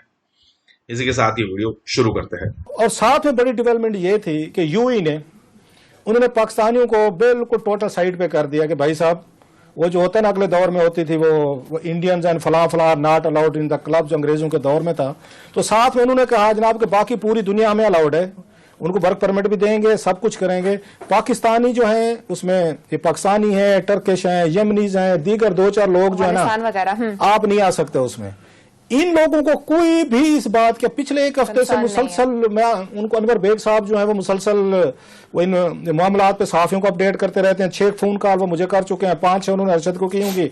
हर एक सहाफी को कहते हैं कि खुदा के लिए मसला उठाए हैं कि इनको एहसास है हुकूमत पाकिस्तान को कि इसका कितना बड़ा नुकसान होने वाला है आपको, जो आप हर साल वहां पे भेजते हैं, लोग जाते हैं और आपको $3-4 बिलियन की यूएई की आपकी मार्केट है, $4 बिलियन की आपकी सऊदीज है, और ऐसे बैठे हुए हैं निजाम सिक्का टाइप कोई हुकूमत का हमारा वो चल रहा है। 1% का कहीं से फॉरेन ऑफिस का बयान नहीं है, कोई फर्क नहीं पड़ता, कोई हुकूमत पाकिस्तान का बयान। वैसे ट्विटर पे सारा दिन सुबह 6 बजे उठते हैं, नाश्ता करके रात को आखिरी मेरे ख्याल 12-2 बजे के करीब जाके सोते हैं, ट्विटर चलते रहते हैं। इतना बड़ा वाकया है, पाकिस्तानी तंग हो रहे हैं, बहुत सारे पाकिस्तानियों को वहां पे तंग किया गया, उनकी खबरें आ रही हैं। आपके फॉरेन ऑफिस के बाबू साहब ने भर्ती किए हुए हैं, वहां पे आपका बाकायदा एक काउंसलेट है या वहां पे जो एम्बेसी है, आपने एम्बेसडर से पूछा कि भाई साहब ये खबरें आ रही हैं, ठीक है गलत है? अच्छा, उसके बाद फॉरेन ऑफिस ने कोई उनसे पूछा, आपका एम्बेसडर यहाँ पे यूएई के रहते, उनसे बात की कि भाई साहब इंडिया को इसमें शामिल नहीं किया, दीगर ममालिक नहीं है, दुनिया के 190 ममालिक पे बैन नहीं, हम पे बैन लग गया। बिल्कुल वो कहते हैं ठंड प्रोग्राम है, ना इमरान खान साहब को कंसर्न है, ना उनको वजीरों को दिलचस्पी है, ना फॉरेन ऑफिस को दिलचस्पी है। इतने बड़े 2 इंटरनेशनल वाकयात जो अगले पिछले 1-2 दिनों में हुए हैं, पूरी टोटल कैबिनेट एक डार्क में, अंधारे में, उनको दिलचस्पी नहीं। मैंने पूछा अपने 2-3 जराये से मैंने बात की, मैं भाई साहब कोई बात हुई? उनकी किस चीज की? मैं कहा सऊदीज की उनकी मुलाकात हुई, इतना बड़ा वाकया है? कहते नो। मैं कहा सर जी यूएई ने बैन कर दिया पाकिस्तान को, हमारा वहां से $9-10 अरब आता है और फिर उसके बाद सोना निकालने वाले हैं, तो क्या करेंगे? उसने कहा कोई बात नहीं। तो मैं कहा क्या बातें हुई?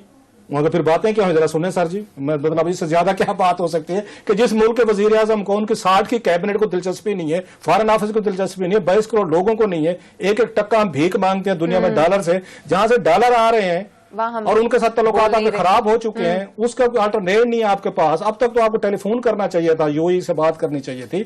अगर आपको इस मुल्क की अगर थोड़ी सी हमदर्दी, आप तो फ्लाइट लेके जाते कि भाई साहब हम आना चाहते हैं, हमसे बात करें, हमारे वर्क परमिट क्यों रोका आपने? नहीं, वो अपने हमारे ईगो के मसाइल हैं। खैर, अब बातें क्या हुई आमिर साहब, ये थोड़ी सी बात लंबी होगी। एक तो सबसे बड़ा इंकशाफ ये हुआ है, अब एक तरफ स्पेंडिंग देखें, दूसरी तरफ खर्चे देखें, दूसरी कि ये पता चला है कि पाकिस्तान हुकूमत जो बैरून मुल्क ये करती है, वहां पे केसेस करती है, उस पे तकरीबन आमिर साहब जो आपने बहुत सफा ये उठाया भी है मसला, बल्कि मेरी इतला तो ये है, एक वकील को, पाकिस्तानी वकील को 25 करोड़ रुपए फीस दी गई है।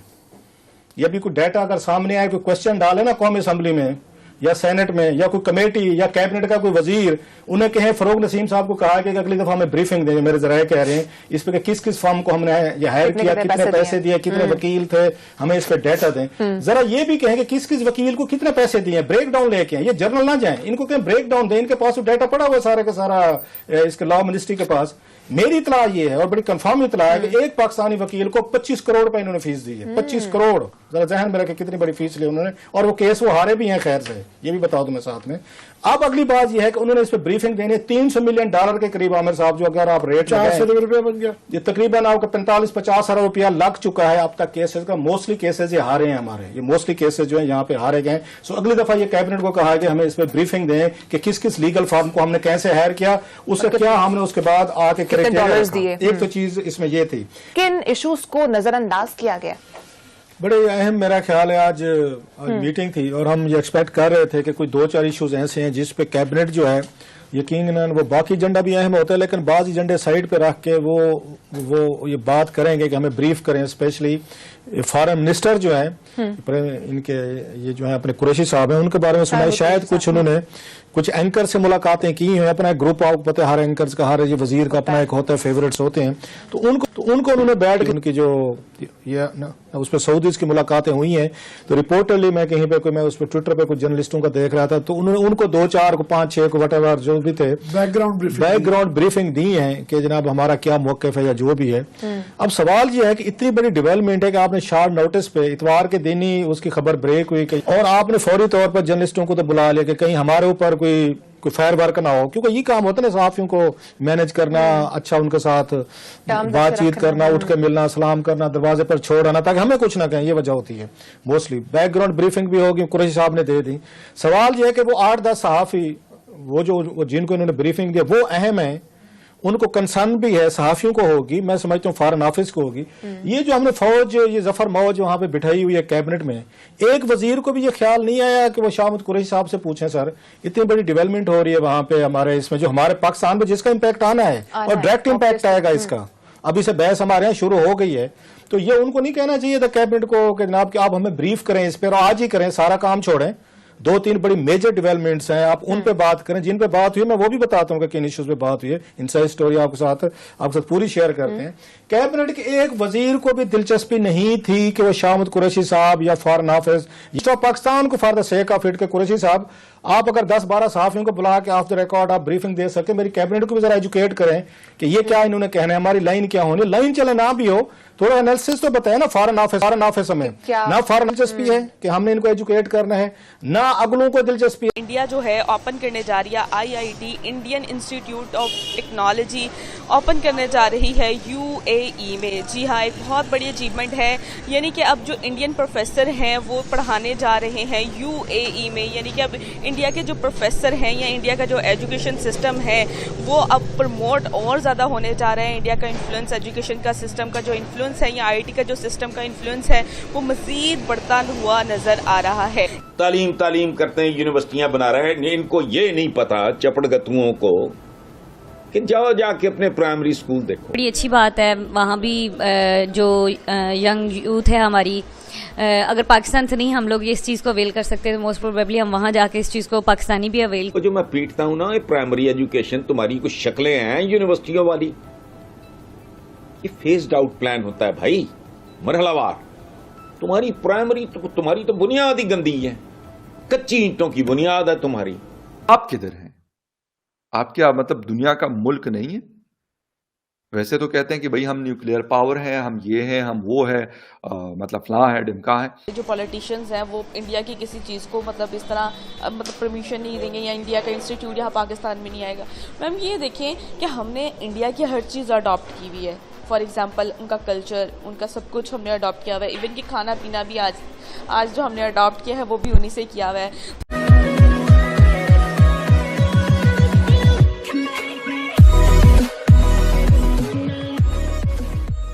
नमस्कार दोस्तों, अब आपको पता होगा कि मुस्लिमों में कई सारे पंथ हैं, जैसे कि ये देवबंदी हो गया, बरेलवी हो गया, उसके अंदर भी बहुत सारी चीजें हैं, जैसे कि यूएई में अगर आप पहले वहाबी फॉलो किया जाता था। वहाबी मतलब जितने भी पंथ थे उसमें सबसे कट्टर वही था। पाकिस्तान और अफगानिस्तान की बॉर्डर पर जो मदरसे खुले हैं और आज जो इंडिया आतंकवाद भुगत रहा है, वो 90 पहले तो था नहीं। कश्मीर में जरा आप सोचिए कि कश्मीर में पहले भी हिंदू मुसलमान रहते थे, चाहे वो एक दूसरे से बात करते थे नहीं करते थे, लेकिन जो सिचुएशन आज वो नहीं थी पहले। लेकिन जैसे ही इन मदरसों के बच्चे निकले, उनको इतना ब्रेन वॉश किया गया, मतलब अलग ही लेवल पर, फिर उनको कश्मीर में भेजा गया। उस समय कश्मीर में मतलब इंडियन कश्मीर और POK दोनों में मतलब आप आसानी से आ जा सकते थे, क्योंकि दोनों के रिलेटिव्स आसपास रहते थे। अब हुआ क्या, वहां पर कि भाई ये जो वहाबी थियरी थी उसको लेकर ब्रेन वॉश इतने बड़े लेवल पर किया गया कि फिर वो उसका असर कश्मीर में भी दिखने लगा। लेकिन आज वही यूएई और वही सऊदी अरब कह रहे हैं कि जो हदीस आज हम यूज कर रहे हैं या फिर आज जो हदीस हम देख रहे हैं वो हदीस एक्चुअल में हदीस है नहीं। आज जो हम कुरान पढ़ रहे हैं उसमें कई सारी चीजें हमें चेंज करने की जरूरत है। आज जो हम रूल्स एंड रेगुलेशन फॉलो कर रहे हैं उसमें भी कई सारी चीजें हमें चेंज करने की जरूरत है और वो एकदम सेक्युलरिज्म की तरफ बढ़ रहा है। अब चाहे उनकी मजबूरी है, जैसे कि उनको पता है कि ऑयल 15-20 सालों में खत्म हो जाएगा तो सारी दुनिया से हमें अब काम लेना पड़ेगा, पैसे कमाने पड़ेंगे, चाहे वो चीज हो या फिर कोई भी और चीज हो।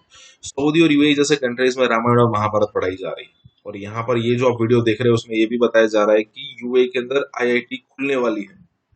Yes, Indian institute of technology, यही बात हो रही है। इसी के साथ ये वीडियो शुरू करता है। तो मैं भारत को बहुत ज़्यादा अप्रिशिएट करना चाहूँगी और भारत की एक बहुत बड़ी अचीवमेंट हमारे सामने आई है। भारत के लिए एक बहुत बड़ी गुड न्यूज़ है। जी हाँ, उस गुड न्यूज़ के हवाले से मैं आपको बताती जाऊँ तो इंडिया जो है ओपन करने जा रही है IIT Indian institute of technology open करने जा रही है यूएई में। जी हाँ, एक बहुत बड़ी अचीवमेंट है। यानी कि अब जो इंडियन प्रोफेसर हैं वो पढ़ाने जा रहे हैं यूएई में। यानी कि अब इंडिया के जो प्रोफेसर हैं या इंडिया का जो एजुकेशन सिस्टम है वो अब प्रमोट और ज़्यादा होने जा रहे हैं। इंडिया का इन्फ्लुएंस, एजुकेशन का सिस्टम का जो इन्फ्लुएंस है या आईटी का जो सिस्टम का इन्फ्लुएंस है वो मज़ीद बढ़ता हुआ नज़र आ रहा है। इस हिसाब से पता चल रहा है कि इंडिया का जो एजुकेशन सिस्टम है और आईटी सिस्टम जो है वर्ल्ड का बेस्ट आईटी सिस्टम कहलाया जा रहा है। तो और मैं इंडिया को बहुत ज़्यादा अप्रिशिएट करना चाहूँगी जिस हिसाब से वो वर्किंग कर रहे हैं अपने एजुकेशन सिस्टम पर, अपने आईटी सिस्टम में और इंफॉर्मेशन एंड टेक्नोलॉजी में अपनी यंग यूथ को बहुत ज़्यादा प्रमोट करते हुए नज़र आ रहे हैं। देखा जाए तो हम बहुत से आईटी एक्सपर्ट्स जो हैं वो जैसे गूगल के सीईओ के, बड़ी बड़ी इंस्टीट्यूट के जो सीईओ हैं उन सबका ताल्लुक जो है वो इंडियन ओरिजिन से है और इससे पता चलता है कि इंडिया का जो इन्फ्लुएंस है या इंडिया का जो आईटी सिस्टम का इन्फ्लुएंस है वो मज़ीद जो है वो पूरी दुनिया में बहुत ज़्यादा बढ़ गया है और इंडिया डोमिनेंट होता जा रहा है पूरी दुनिया में। और अब ये एक और नया इनिशिएटिव हमारे सामने आया है। बाकी कंट्रीज को भी ये करना चाहिए। अब ये सोच के नहीं कि इंडिया को हम मतलब अगर एज आ पाकिस्तानी में इस चीज़ को करूँ तो हम कहेंगे कि अगर पाकिस्तान के तो पाकिस्तान क्यों इंडिया से प्रोफेसर्स बुलाए और हम इस चीज़ को ज़रा कंट्रोवर्सी वे से देखेंगे। अगर यूएई ये कर रहे हैं तो बड़ी अच्छी बात है। वहाँ भी जो यंग यूथ है हमारी, अगर पाकिस्तान से नहीं हम लोग ये इस चीज़ को अवेल कर सकते हैं तो मोस्ट प्रोबेबली हम वहाँ जाके इस चीज़ को पाकिस्तानी भी अवेल करें और अच्छी बात है दुबई में भी अगर इस तरह का इंस्टीट्यूट ओपन हो रहा है तो। यानी कि पाकिस्तान के यंग यूथ को भी बहुत ज़्यादा फ़ायदा होगा इससे, इसलिए क्योंकि जहाँ तक मुझे लगता है, अब मुझे नहीं पता कि हमारी हायर अथॉरिटीज़ क्या कहती। अच्छा, जैसे आपने कहा कि हमारे हुक्मरान जो हैं या हमारे जो पॉलिटिशियंस हैं वो इंडिया की किसी चीज़ को मतलब इस तरह मतलब परमिशन नहीं देंगे या इंडिया का इंस्टीट्यूट यहाँ पाकिस्तान में नहीं आएगा। मैम ये देखें कि हमने इंडिया की हर चीज़ अडॉप्ट की हुई है। फॉर एग्जांपल उनका कल्चर, उनका सब कुछ हमने अडॉप्ट किया हुआ है। इवन कि खाना पीना भी आज जो हमने अडॉप्ट किया है वो भी उन्हीं से किया हुआ है। तो क्या लगता है जो रंजिशें हैं मतलब पॉलिटिशियंस की, सियासत आ जाती है बीच में, इनको दूर करके हमें इस मतलब जो स्टडी एजुकेशन के मामले में भी हमें ट्रेड शुरू करनी चाहिए या आपस में उनके इंस्टीट्यूट इधर ओपन होने चाहिए? ऑब्वियसली एक अच्छी बात है, लेकिन उस चीज़ को ख़त्म करने के लिए सबसे बड़ा मसला हमारे बीच में जो एक तजाद है वो है मसला कश्मीर। जब तक वो सॉल्व नहीं होगा पाकिस्तान इंडिया का कभी भी तजाद ख़त्म ही नहीं हो सका। कुछ भी नहीं, सारा सिस्टम झूठ पे खड़ा है और ये कहते हैं करप्शन करप्शन कर। ओए तो मुल्क की इकोनॉमी असल में है ही करप्शन। आज कोई जादू का डंडा आपके मेरे पास आ जाए, हम करप्शन बंद कर दें, 6 महीने से कम अरसे में आधे से ज्यादा आबादी भूखी मर जाएगी। करप्शन ही तो इकोनॉमी है इस मुल्क की, झूठ का कारोबार है। तालीम करते हैं, यूनिवर्सिटियां बना रहे हैं, इनको ये नहीं पता चपड़गतुओं को कि जाओ जाके अपने प्राइमरी स्कूल देखो। ये जो महंगे स्कूल है मैं उनकी बात नहीं कर रहा, जहां गरीब आदमी का, आम आदमी का बचाया जाता है, वो क्या है? सही बात। उसके तो स्कूल टीचर से बात करो तो रोना आता है, दिल करता बंदा इसके मुंह पे थप्पड़ मारे। उसका तलफ़ुज़ उर्दू का भी ठीक नहीं है, अंग्रेजी तो छोड़े। तो सारा धंधा झूठ पे चल रहा है। मैं जो कहता हूं ना 10 से 15 साल कंटिन्यूटी हो और ये जमहूरियत का डैश ड्रामा शौक पूरा कर लेना, जब बाइज्जत हो जाओगे। भिखारियों की क्या जमहूरियत होती है, अनपढ़ों की क्या जमहूरियत होनी है? एक बंदा जो लिबरेट ही नहीं हुआ, वो उसको रोटी रोजी के लिए मोहताज है, थाने के लिए वो किसी कानटोटे का बदमाश का मोहताज है, कचहरी से बचने के लिए उसको रिलीफ चाहिए, कोई उसके 2 मरलों पे कब्जा ना कर ले उसको, उसके लिए किसी की सपोर्ट चाहिए। ऐसे आदमी की क्या करनी है राय आपने में? और ऐसे आदमी की राय हो भी क्या सकती है? तो हसन साहब यहाँ ये आप सारा कुछ ही आप नहीं समझते कि एक तो गुर्बत और दूसरी जहालत, ये लीथल कॉम्बिनेशन है किसी भी माशरे, किसी भी मुल्क के अंदर। यानी एक तो गरीब ऊपर से अनपढ़ हो, जी बिल्कुल ठीक कह रहे हैं, चलाएगा मुल्क? बिल्कुल ठीक कह रहे हैं, बिल्कुल ठीक कह रहे हैं, 100% दुरुस्त। वो इंसान का बच्चा इंसान का रहता ही नहीं, ना माँ बाप भूख मारे, बुरा हाल है, अब्बा बेबे में छितर मार रहे हैं फलाना। इस तरह के माहौल में, गंदे से माहौल में परवरिश पाते हैं, ना उनके को स्टैंडर्ड्स होते हैं, ना उनकी को वैल्यूज होती हैं, रोटी रोटी रोटी बस। फिर वो घटिया किस्म की या तालीम हासिल नहीं करते हैं तो घटिया किस्म की करते हैं, फिर क्या करते हैं, को प्रॉपर्टी कर लो, को फलाना कर लो, इस तरह के काम, कब्जे कर लो, फलाना कर लो, चोरी कर लो, डाका मार लो, कत्ल कर लो, यही हो रहा है।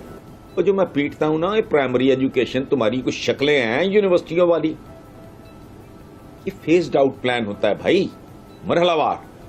तुम्हारी प्राइमरी तुम्हारी तो बुनियाद ही गंदी है, कच्ची ईंटों की बुनियाद है तुम्हारी। जिन बच्चों ने कल का 15 साल बाद, 20 साल बाद जिन्होंने पाकिस्तान संभालना है, हम जैसे तो कब के किस्सा पारीना हो गए होंगे, आप बूढ़े हो गए होंगे। पहली बार यूएई के अंदर हुआ है कि इंडियन प्राइम मिनिस्टर के लिए उन्होंने जलसा अरेंज करके दिया है। उन्होंने सरकारी लेवल के ऊपर मंदिर बनवा के दिया है इंडियंस को।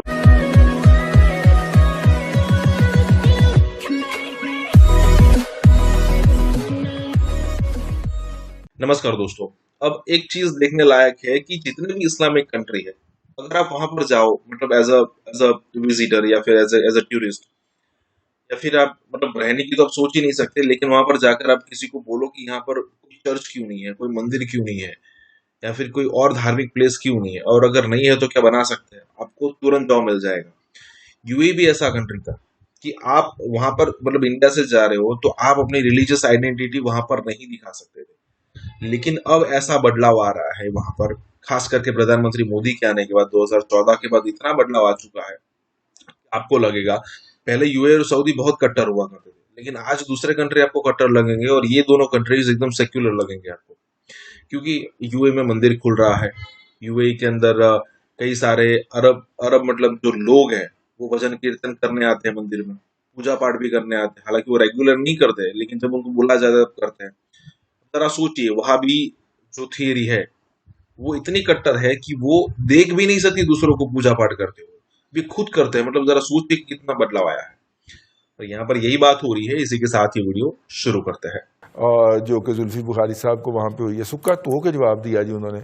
हम गए थे कि जी 4 बंदे अब कोरोना के बाद खुलने लगे हैं तो कुछ 4 बंदे हमारे ले लें, कम से कम एजेंडा यही किया गया, लेकिन उसके हवाले से कोई पॉजिटिव रिस्पांस नहीं आया। जो है यही वजह है कि यूएई ने हमें बड़े आराम से सफ़ेद झंडी करवाई है। उन्होंने कहा जी जब होगा, जब देग पक जाएगी तो फिर आके ले जाइएगा, फिलहाल तो देग पकड़ रही है। ये डिसीजन जो है कहीं जाने का, ये प्राइम मिनिस्टर साहब करते हैं या फॉरेन ऑफिस करता है उनकी रहनुमाई के अंदर। जुल्फी बुखारी साहब क्योंकि बेइंतहा नज़दीक हैं वज़ीर आज़म साहब के और फर्स्ट लेडी के, तो डेफिनेटली जिस जगह वो गए हैं, हमारा जो सिफारत खाना है उसकी तो जान निकल गई होगी। उन्होंने तो हर लेवल के ऊपर मीटिंग अरेंज करने की कोशिश की होगी। आप फरमा रहे हैं कि गवर्नमेंट में गए हैं, गवर्नमेंट जो है यूएई की उसने इनकी बात नहीं मानी, तो मज़ाहिर यही लगता चले। और मैं ये समझता हूँ ये बात आप जो फरमा रहे हैं ये हकीकत के नज़दीक होगी। सर, यूएई के अंदर इंडियन इन्फ्लुएंस इतना ज़्यादा है कि आप तसव्वुर नहीं कर सकते। यहाँ कोई बंदा बात नहीं करता यूएई की bilateral trade with India, UAE के जो वहाँ उनके रूल्स एंड रेगुलेशंस हैं उसके अंदर इंडियंस को जिस तरह फौकियत दी जाती है। उन्होंने सरकारी लेवल के ऊपर मंदिर बनवा के दिया है इंडियंस को। मैं यूएई की अर्ज कर रहा हूँ। उन्होंने एक पब्लिक, पहली बार यूएई के अंदर हुआ है कि इंडियन प्राइम मिनिस्टर के लिए उन्होंने जलसा अरेंज करके दिया है। अब अर्ज ये है कि वो इंडिया के साथ बहुत थिक हैं और एडवाइजर लेवल का बंदा उस ریلیشن شپ کو انڈیا کے ساتھ کی UAE ورسز انڈین ریلیشن شپ پہ کوئی اثر نہیں ڈال سکتا. انسگنیفیکنٹ ہے. ہاں ہمارے لیے وہ 2-4 مزدور اور چلے جائیں, 5-6 بندے اور ہمارے جو کرین آپریٹ کرتے ہیں وہ چلے جائیں, وہ بالکل ایک الگ بات ہے. UAE کی ایک شہزادی نے پاکستان کے حق میں ٹویٹ کیا تھا, بہت مشہور ہوا, یہاں اخباروں میں آیا. ٹھیک ہے سر, اس نے سر 5ویں دن انڈین تمام لیڈرشپ کی تعریف کی. میں نے وہ ٹویٹ خود پڑھی ہے, اور اس نے کہا کہ I am proud of Indian leadership, اور ان کی ہسٹوریکل پرسپیکٹو میں جو لیڈرشپ تھی اس کے متعلق اس نے کہا کہ میں انہیں فالو کرتی ہوں. ٹھیک, تو یہ سر حقیقت ہے. یہ حقیقت ہے. ہم صرف پہلے ٹویٹ کو لے کے دور پڑے, ویسے سوشل میڈیا کے اوپر فوٹو شاپ کا بھی بہت زیادہ جو ہے وہ دورہ ہے, اور ہم تو اس کو بھگتتے رہتے ہیں. اب یہ ہماری سائیڈ آف سٹوری ہے. دوسری سائیڈ آف سٹوری یہ ہے کہ ان کے فارن آفس جو ہیں وہ گریڈیشن پہ بہت زیادہ بلیو کرتے ہیں. مطلب اگر ایک منسٹر جائے اس کا پروٹوکول بالکل ڈفرینٹ ہے, ایک ہیڈ آف دی اسٹیٹ جائے اس کا بالکل ڈفرینٹ ہے, ایک چیف ایگزیکٹو جائے اس کا بالکل ڈفرینٹ ہے, ایک ایڈوائزر جائے اس کا بالکل ڈفرینٹ ہے. تو انہیں ڈیفینیٹلی جس گورنمنٹ میں یہ انہوں نے جا کے اپنا کیس پریزنٹ کیا ہے, ڈیفینیٹلی بات کی ہوگی. ہم جب بھی جاتے ہیں مانگنے کی بات ہی کرتے ہیں نا جی. آج تک میں نے تو نہیں سنا کہ 73 سال میں ہم نے کچھ کبھی دینے کی بات کی ہو. ہمدم میں گرینہ شاید مسکرا رہے ہیں اس بات پہ, لیکن ہم نے کیا کہا ہوگا کہ جی ہمارے بندے لے لیں, ہماری غربت بہت ہے, ہم بڑے اچھے لوگ ہیں, ہم مسلمان ہیں, آپ بھی مسلمان ہیں. تو اب یہ کہانیاں جو ہے نا جی, وہ پوری دنیا ہماری سنتی نہیں ہے.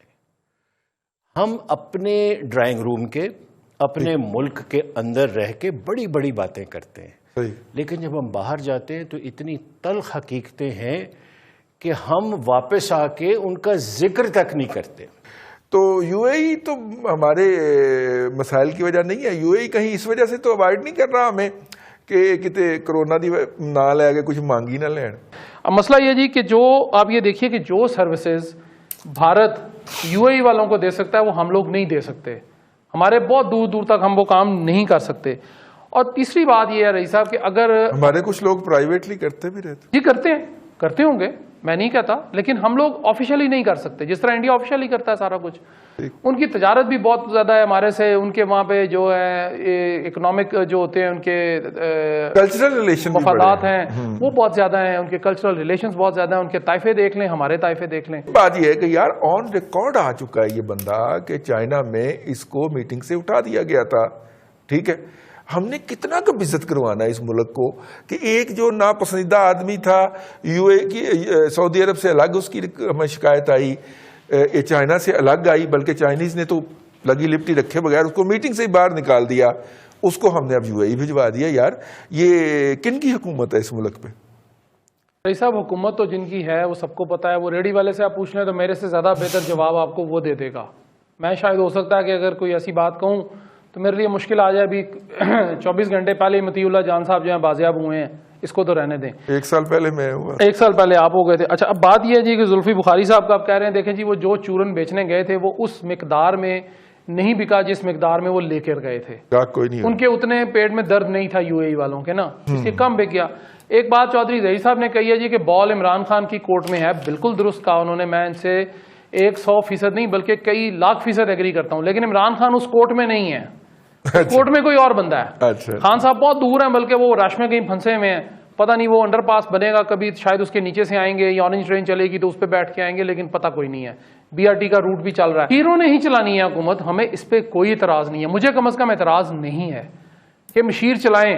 ہو سکتا ہے وہ اس بندے سے جو چودھری غلام سرور صاحب ہیں, جو وزیر کیا ہے جی بازی, پتہ نہیں شو بازی نہیں کچھ اور, ہوا بازی, سوری میں معذرت چاہتا ہوں جی, میں الفاظ وزیر ہوا بازی, ان سے بہتر ہو سکتا ہے کہ کوئی مشیر ایسا ہو جو چلا لے. ہو سکتا ہے کہ ندیم بابر صاحب بہتر پیٹرول کی صورتحال کر دیں. اگر وزیر ہوتا تو شاید وہ 150 روپے کر دیتا, انہوں نے 100 روپے کرا دیا. گزشتہ دنوں میں نے ایران کی ایک ایئر لائن کے اوپر لکھا ہوا دیکھا, بادہ پیمائی ہوا بازی کا پرشن تھا, مجھے بہت پیارا لگا, بہت پیارا لگا. ان کی جو نیشنل ایئر لائن ہے اس کے اوپر لکھا ہوتا ہے. اب اس میں یہ جی کہ مشیر بالکل چلائیں, ہمیں اس پہ کوئی اعتراض نہیں ہے, لیکن گورننس تو بہتر کر لیں نا. مشیر تو ہمارے جو جعلی ڈگری ہولڈر, مبینہ طور پر جعلی ڈگری ہولڈر وفاقی وزراء ہیں, उनसे भी गए गुजरे काम कर रहे हैं। जी सही। अब बुखारी साहब का कारोबार क्या है वाकयातन मुझे भी नहीं पता, सुना है कि जी प्रॉपर्टी में कोई लेन देन करते हैं, कोई इस हिसाब से कुछ करते हैं, पता नहीं पुराने घर खरीदते हैं। आखिरी इतला तक उन्होंने चाइना और सऊदी अरब में लंदन की प्रॉपर्टी बेचने की कोशिश। जी मैं बता रहा हूँ, वो वहां पे जो उनके थे, जो बादशाह हैं और उनके शहजादगान हैं, उनके ऊपर कर रहे थे। इसी तरह वहां जो बिजनेसमैन थे जब ये गए हैं तो बिजनेसमैन के साथ इन्होंने कहा जी कि मेरे पास वहाँ प्रॉपर्टीज हैं, आप वो देखें, मैंने बड़ा अच्छा उनको रेनोवेट किया, बड़ी बड़ी वो ह्यूज किस्म के मेंशंस हैं, पुराने हिस्टोरिक मेंशंस भी मेरे पास हैं। इस तरह के काम उन्होंने किए तो उन्होंने उनको उनकी शिकायत कर दी, बिल्कुल होनी चाहिए थी। आज इंडिया ने दुबई की गवर्नमेंट के साथ मुआहदा कर लिया है वो आईओके के लिए कि इन्वेस्टमेंट करेंगे। क्या हम आज इस कैपेसिटी में हैं कि हम दुबई को कह सकते हैं? दुबई की सरकार को हम नहीं कहेंगे, वो तो हमारे वीजे बंद कर देते हैं, वजीर खारजा 3-3 दिन जाकर बैठे रहते हैं, they do not respond. Dubai और भारत के दरमियान एक मेमोरेंडम ऑफ अंडरस्टैंडिंग पे दस्तखत हो गए हैं, जिसके तहत दुबई जो है वो मकबूजा जम्मू और कश्मीर में वहाँ इंफ्रास्ट्रक्चर जो डेवलपमेंट है उसमें इन्वेस्ट करेगा। इंडिया में और जम्मू और कश्मीर में, दुबई जम्मू एंड कश्मीर में बहुत बड़े पैमाने पर इंफ्रास्ट्रक्चर की डेवलपमेंट करेगा, इंफ्रास्ट्रक्चर वहाँ पे बनाएगा ऐसा जैसा कि दुबई में मौजूद है, जिसमें इंडस्ट्रियल पार्क्स होंगे, जिसमें टावर्स होंगे। यानी अगर वो टावर्स बनाएंगे तो ज़ाहिर है उनका जो लेवल है बनाने का वो तो आप जानते ही हैं, बुर्ज अल अरब, बुर्ज खलीफा और इस तरह के ऐसा इंफ्रास्ट्रक्चर होगा जो उसको जम्मू एंड कश्मीर को एक दूसरा दुबई बना कर रख देगा। लेकिन असूली एतबार से मैं समझता हूँ कि भारत को एक बहुत बड़ी कामयाबी मिली है जम्मू और कश्मीर के कॉन्टेक्स्ट में।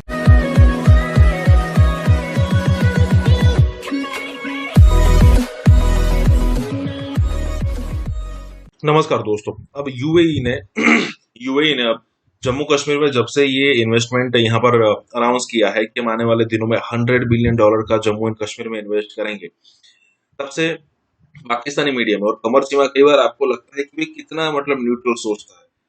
तो कई बार आपको पता चलेगा, कई सारे वीडियोस ऐसे हैं जिसमें कमर चीमा आपको चिल्लाता हुआ दिखेगा कि भाई मुस्लिम ये मुस्लिम वो मुस्लिम, ब्रदरहुड कहाँ गया। बात दरअसल ये है कि पहले पाकिस्तानियों को या फिर पाकिस्तानी गवर्नमेंट को इतनी बड़े लेवल पर उनको प्रायोरिटी दी जाती थी कि भाई जब कभी भी नया पाकिस्तान में प्रधानमंत्री आता था वो सऊदी यूएई की विजिट करता था, बिलियंस ऑफ डॉलर की आपको सीधा एड दी जाती थी। उसके बाद ऑयल्स में आपको क्रेडिट दी जाती थी कि आराम से उसको पैसे पे करिएगा, ये अभी ले जाइए, कई सारी और सुविधाएं दी जाती थी। लेकिन जब से ये इंपॉर्टेंस पाकिस्तान की घट चुकी है, इंडिया की बढ़ चुकी है, तब से पाकिस्तान के मंत्री वहां पर जाकर बैठते हैं, 3-3 दिन तक उनको वहां पर अपॉइंटमेंट्स नहीं दी जाती।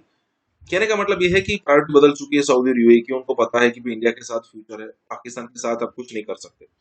वैसे भी इंडिया 1-2 साल के अंदर 3rd लार्जेस्ट इकोनॉमी बनने वाला है, जो छोटी मोटी बात नहीं है। इसी के साथ ही वीडियो शुरू करते हैं।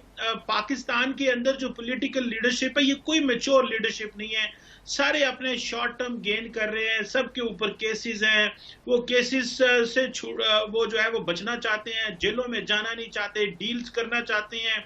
और फिर देन फैमिली लिमिटेड कंपनीज हैं, पीपल्स पार्टी देख लें, PMLN देख लें, बाकी भी इसी तरह हर जमात में ऐसे है। इमरान खान का ये है कि इमरान खान का पता उनकी फैमिली नहीं है तो इसीलिए उनकी पार्टी में बहुत ज्यादा गैर यकीनी सूरत हाल है, पता नहीं चलता नंबर 2, 3, 4 कौन है पार्टी के अंदर। सो यहाँ पे ये तो जमहूरियत तो चल ही रही है, जैसे तैसे लोग अपनी कंट्रीब्यूशन कर रहे हैं, लोग उम्मीदें लगा बैठते हैं सियासी जमातों से। चेहरे बदलने से कुछ भी नहीं होगा। देखना यह है कि क्या एक ब्रॉडर पॉलिटिकल कंसेंसस है पाकिस्तान में कि हमने दुनिया को के साथ कैसे चलना है। आज इंडिया ने दुबई की गवर्नमेंट के साथ मुआहदा कर लिया है वो आईओके के लिए कि इन्वेस्टमेंट करेंगे। और इंडिया जो है जब सीपैक पे चाइना इन्वेस्टमेंट करता था तो कहता था कि क्या वो कश्मीर और गिलगित में पैसा नहीं लगा सकते क्योंकि डिस्प्यूटेड टेरिटरी है। क्या हम आज इस कैपेसिटी में हैं कि हम दुबई को कह सकते हैं? दुबई की सरकार को हम नहीं कहेंगे, वो तो हमारे वीजे बंद कर देते हैं, वजीर खारजा 3-3 दिन जाकर बैठे रहते हैं, they do not respond. Point ये है कि हमें इमरान खान साहब का विजन इतना छोटा ना दिया, आप यकीन करके माने कि उन्होंने 3 साल में यूरोप का कोई विजिट नहीं किया। दुबई ने भारत के साथ एक अकॉर्ड किया है, एक ऐसा उन्होंने मुआहदा किया है, कॉन्ट्रैक्ट किया है, एक अकॉर्ड किया है जिसमें ये चीज़ सामने आई है जो कि इंडिया का मीडिया बता रहा है कि दुबई और इंडिया में और जम्मू और कश्मीर में दुबई जम्मू एंड कश्मीर में बहुत बड़े पैमाने पर इंफ्रास्ट्रक्चर की डेवलपमेंट करेगा, इंफ्रास्ट्रक्चर वहाँ पे बनाएगा ऐसा जैसा कि दुबई में मौजूद है, जिसमें इंडस्ट्रियल पार्क्स होंगे, जिसमें टावर्स होंगे। यानी अगर वो टावर्स बनाएंगे तो ज़ाहिर है उनका जो लेवल है बनाने का वो तो आप जानते ही हैं, बुर्ज अरब, बुर्ज खलीफा और इस तरह के। इसके अलावा वहाँ पर पार्क्स बनेंगे, बिल्डिंग्स बनेंगी और ऐसा इंफ्रास्ट्रक्चर होगा जो उसको जम्मू एंड कश्मीर को एक दूसरा दुबई बना कर रख देगा।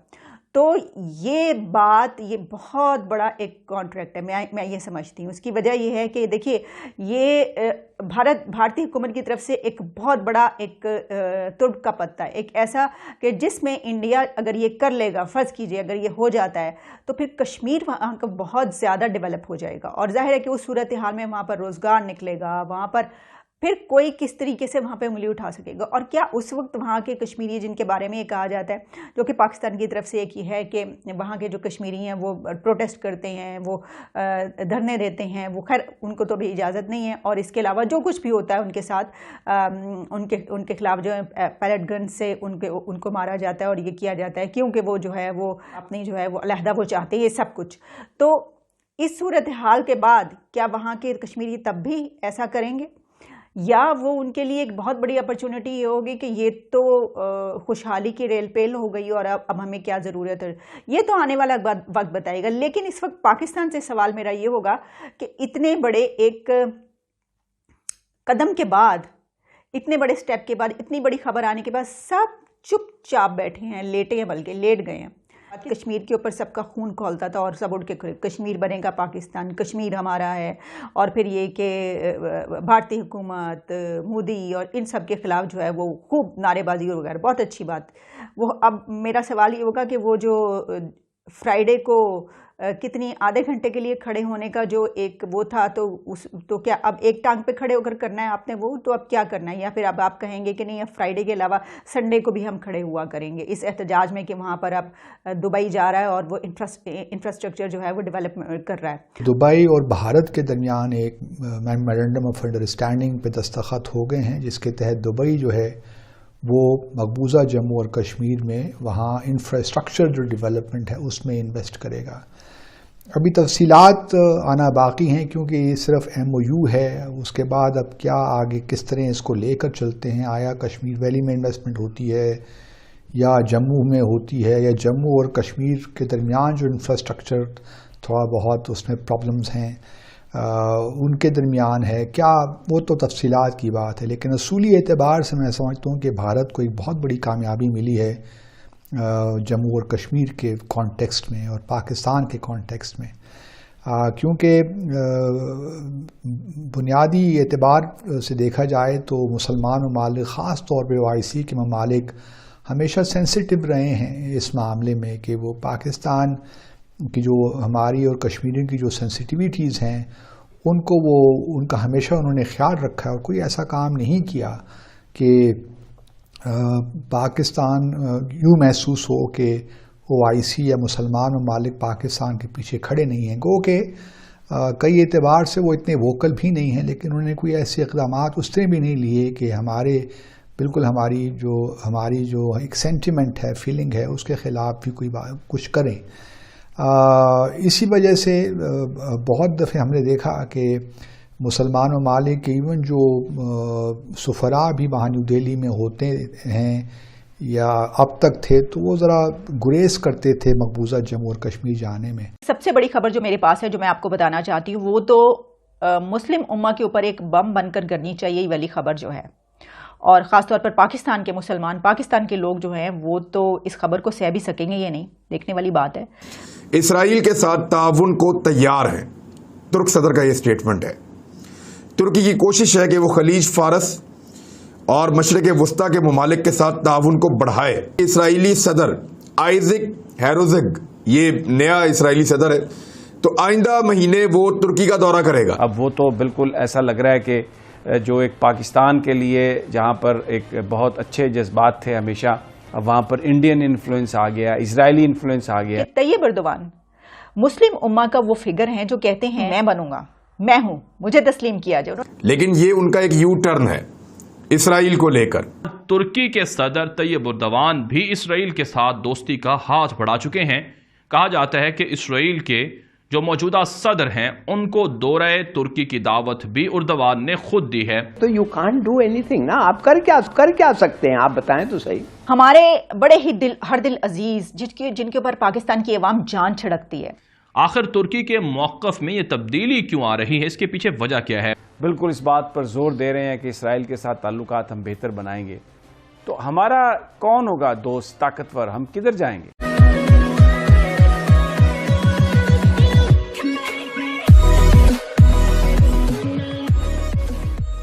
नमस्कार दोस्तों, अब यहाँ पर बात हो रही है टर्की के बारे में। जी हाँ दोस्तों, एक समय था जब टर्की आप शांत हो गए, लेकिन एक समय था जब टर्की ने यह सोचा था कि भाई कब तक ये सऊदी और यूएई की लीडरशिप पूरे मुस्लिम कंट्रीज को कंट्रोल करेगी। पूरे मुस्लिम मतलब कि जितने भी कंट्रीज हैं उनको कंट्रोल करेगी। ये दोनों मतलब बाय डिफॉल्ट लीडर अभी भी है। लेकिन एक समय था जब टर्की, पाकिस्तान, मलेशिया जैसे कंट्री ने एक ग्रुप बनाया और फिर इन दोनों को चैलेंज किया, मतलब सऊदी और यूएई को चैलेंज किया। यूएई भी छोड़ दीजिए, सऊदी को चैलेंज किया। लेकिन हुआ कुछ नहीं। उसके बाद एक बार ऐसा भी हुआ कि भाई पैलेस्टाइन और इजराइल के बीच में लड़ाई हो गई, तो टर्की ने बहुत ही अलग तरीके से चिल्लाया कि ये कैसे हो सकता है वगैरह वगैरह। लेकिन जब डिटेल में चेक किया गया तो पता चला कि भाई सारे मुस्लिम कंट्रीज जो है जिन्होंने इजराइल के साथ रिलेशन तो तोड़ के रखे हैं, लेकिन टर्की ने तो रिलेशन मेंटेन रखे हैं, खास करके ट्रेडिंग बिजनेस। तो ये दोगलापन सामने आ गया। और आज भी अभी भी टर्की अपना ही सोच रहा है, ना ही वो मुस्लिम वर्ल्ड का नहीं सोच रहा, आज भी अपना ही सोच रहा है। कैसे? वो इजराइल का जो प्राइम मिनिस्टर या फिर प्रेसिडेंट है वो विजिट करने वाला है टर्की। जरा सोचिए, यहाँ पर पूरी दुनिया को वो मतलब एक दूसरे से फाइट करवा रहा है और खुद इजराइल से यहाँ पर जाकर गुफ्तगू कर रहा है। इसी के साथ ही वीडियो शुरू करते हैं। अब रजब तैयब एर्दोगान साहब ने एक स्टेटमेंट दिया है तुर्की के सदर ने, लेकिन ये उनका एक यू टर्न है इसराइल को लेकर। इसराइल को लेकर अक़वाम मुत्तहिदा हो या दुनिया के कोई और फोरम हो या मुलाकातें हो, हर जगह पे रजब तैयब एर्दोगान ने बड़ा टफ टाइम दिया था। इससे पहले जो इसराइली सदर नेतन्याहू था उसके साथ तो रजब तैयब एर्दोगान ने बहुत जगहों के ऊपर बड़ा सख्त रवैया अपनाया था।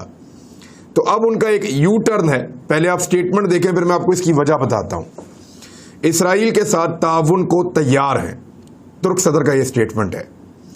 तुर्की की कोशिश है कि वो खलीज फारस और मशरिक वस्ता के ममालिक के साथ ताउन को बढ़ाए। इसी तनाजुर में तुर्क सदर रजब तैयब एर्दोगान ने ये उनका एक मुत्तहिदा अरब अमारात और इसराइल के साथ करीबी ताल्लुकात और दोस्ताना ताल्लुकात को इंतहाई अहम करार दिया है। ये उस वक्त हो रहा है जब तुर्की अपनी मईशत को बेहतर करना चाहता है। तुर्की को इस बात का आइडिया हो गया है कि खाली फौजी ताकत सब कुछ नहीं होती, जोर और ताकत के साथ सब कुछ नहीं किया जा सकता। एक मजबूत मईशत के बगैर वो अपने अहदाफ को हासिल नहीं कर सकते। रजब तैयब एर्दोगान ने नशरियाती इदारा उनके मुल्क का NTV, उससे उन्होंने गुफ्तगू की और कहा कि इसराइली सदर आइजक हेरोज़ग, ये नया इसराइली सदर है। इससे पहले जब वो रिपोर्ट कर रहे थे नेतन्याहू के बारे में रिपोर्ट कर रहे थे, और आइजक के आने के बाद हमने कुछ ज़्यादा इस पर काम नहीं किया इस खत्ते पे। तो आइंदा महीने वो तुर्की का दौरा करेगा।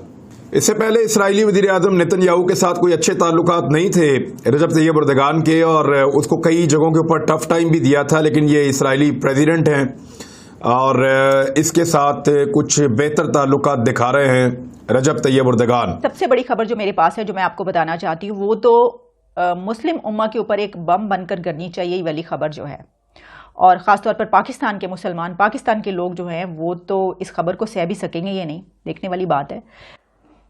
हमारे बड़े ही हर दिल अजीज जिनके ऊपर पाकिस्तान की अवाम जान छिड़कती है, और हमारे वज़ीर आज़म ने उनके कहने पर पूरी कौम को अलतोगरल ड्रामा दिखाया। जनाब तैयब एर्दोगान साहब, प्रेसिडेंट ऑफ टर्की, तुर्की के सदर तैयब एर्दोगान साहब ने अब ये फैसला किया है कि वो इसराइल से एक बहुत ही ज़बरदस्त किस्म के रिलेशंस रखना चाहते हैं, और जो इसराइल के प्रेसिडेंट हैं वो नेक्स्ट मंथ टर्की के दौरे पर आ रहे हैं।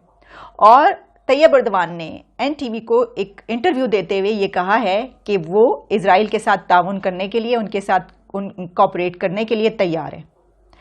और ये बात उन्होंने क्यों कही ये मैं आपको बाद में बताती हूँ, लेकिन आप पहले ये सोचिए कि तैयब एर्दोगान मुस्लिम उम्मा का वो फिगर हैं जो कहते हैं, जो समझते हैं कि अब सऊदी अरेबिया के बाद, यानी पहले तो आप समझते हैं कि मुस्लिम उम्मा का तस्वुर ये समझा जाता था सिंबल सऊदी अरेबिया ही लीडर है, लेकिन तैयब एर्दोगान ने कहा कि मैं बनूंगा, मैं हूं, मुझे तस्लीम किया जाए। उन्होंने भरपूर अपनी पूरी कोशिशें की। इस सिलसिले में उन्होंने ऐसे इस्लामिस्ट किस्म के जो हैं स्टेप्स लिए, इस तरह के लिए कि जिस पे उन्होंने कहा, ख़ास तौर पर जो पैलेस्टीन का मामला है, फ़लस्तीन का मामला, वो तो वो अपनी जान से लगा के रखते हैं। वो कहते हैं इसराइल जो है वो फ़लस्तीन पर हमले करता है, उसके खिलाफ जाहिरियत करता है, हम किसी भी सूरत जो है वह कबूल नहीं करेंगे, ये बहुत बड़ा एक फाशिस्ट है, और इस तरह की चीज़ें वो अक्सर कहते रहते हैं। इसके अलावा उन्होंने अपने मुल्क में तो ऐसा किया या नहीं किया, लेकिन पूरे पाकिस्तान को उन्होंने अलतोगरल ड्रामा दिखाया और सबको जो है वो जिहाद के पीछे लगा दिया। और हम देखिए, हमारी सिचुएशन देखिए कि हम दूसरे कंट्री का ड्रामा खरीद कर चला रहे हैं और पूरी कौम को किस पे लगा रहे हैं? जिहाद पर। और क्योंकि अलतोगरल ड्रामा क्या है आप देख लीजिए, उसमें क्या है, बड़ा आपको अगर अच्छा लगे, लेकिन उसका मोटिव क्या होता है। देखिए एक ड्रामे का असर क्या पड़ता है, ये इस दौर में आप दूसरों के ऐसे ड्रामे देखकर जो है वो दिखा रहे हैं लोगों को। बहरहाल उसके ऊपर मैं ज़्यादा बात, क्योंकि मैंने देखा नहीं, मैं क्या बात करूँ, लेकिन मैं जानती हूँ कि उसके अंदर क्या है।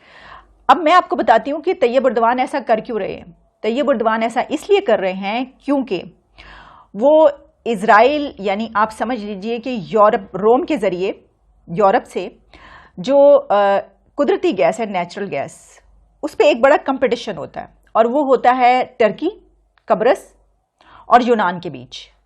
और टर्की ये चाहता है कि ये जो नेचुरल गैस है इस पे उसकी इजारादारी कायम हो, वो इस कंपटीशन में जीत जाए, क्योंकि रोम से यूरोप आने वाली इजरायली नेचुरल गैस जो है, कुदरती गैस, उसमें एक बड़ा कंपटीशन रहता है। इस कंपटीशन में कब्रस और यूनान और टर्की ये कंट्रीज शामिल है, और टर्की ये चाहता है कि उसकी इसके ऊपर इजारादारी हो और वो इस कंपटीशन में जीते। ये वजह है कि वो अपने ताल्लुकात इजराइल के साथ बढ़ाना चाहता है। सिर्फ यही नहीं है, बल्कि वो ट्रेड भी उसके साथ मजीद आगे बढ़ाना चाहता है। इस वक्त जो हमारे पास ताज़ा खबरें हैं कि तुर्की के साथ एक मरतबा फिर इसराइल ने ताल्लुकात बेहतर करना शुरू कर दिए हैं, तुर्की के साथ दोस्ती लगाना शुरू कर दी है, और तुर्की के सदर तैयब एर्दोगान भी इसराइल के साथ दोस्ती का हाथ बढ़ा चुके हैं। कहा जाता है कि इसराइल के जो मौजूदा सदर हैं उनको दौरे तुर्की की दावत भी एर्दोगान ने खुद दी है। गुज़श्ता रोज़ इसी हवाले से तुर्की के अंदर बाकायदा एक इजलास भी हुआ है। इस हवाले से कहा जा रहा है कि तुर्की ने कहा है कि इसराइल का तुर्की के साथ ताल्लुकात को बेहतर करना ये तुर्की के लिए भी मुफीद है और इसराइल के लिए भी मुफीद है। एर्दोगान ने कहा है कि इसराइली सदर आइजक हेरोज़ग के अव्वलीन दौरे तुर्की से दोनों ममालिक के दरमियान ताल्लुकात का एक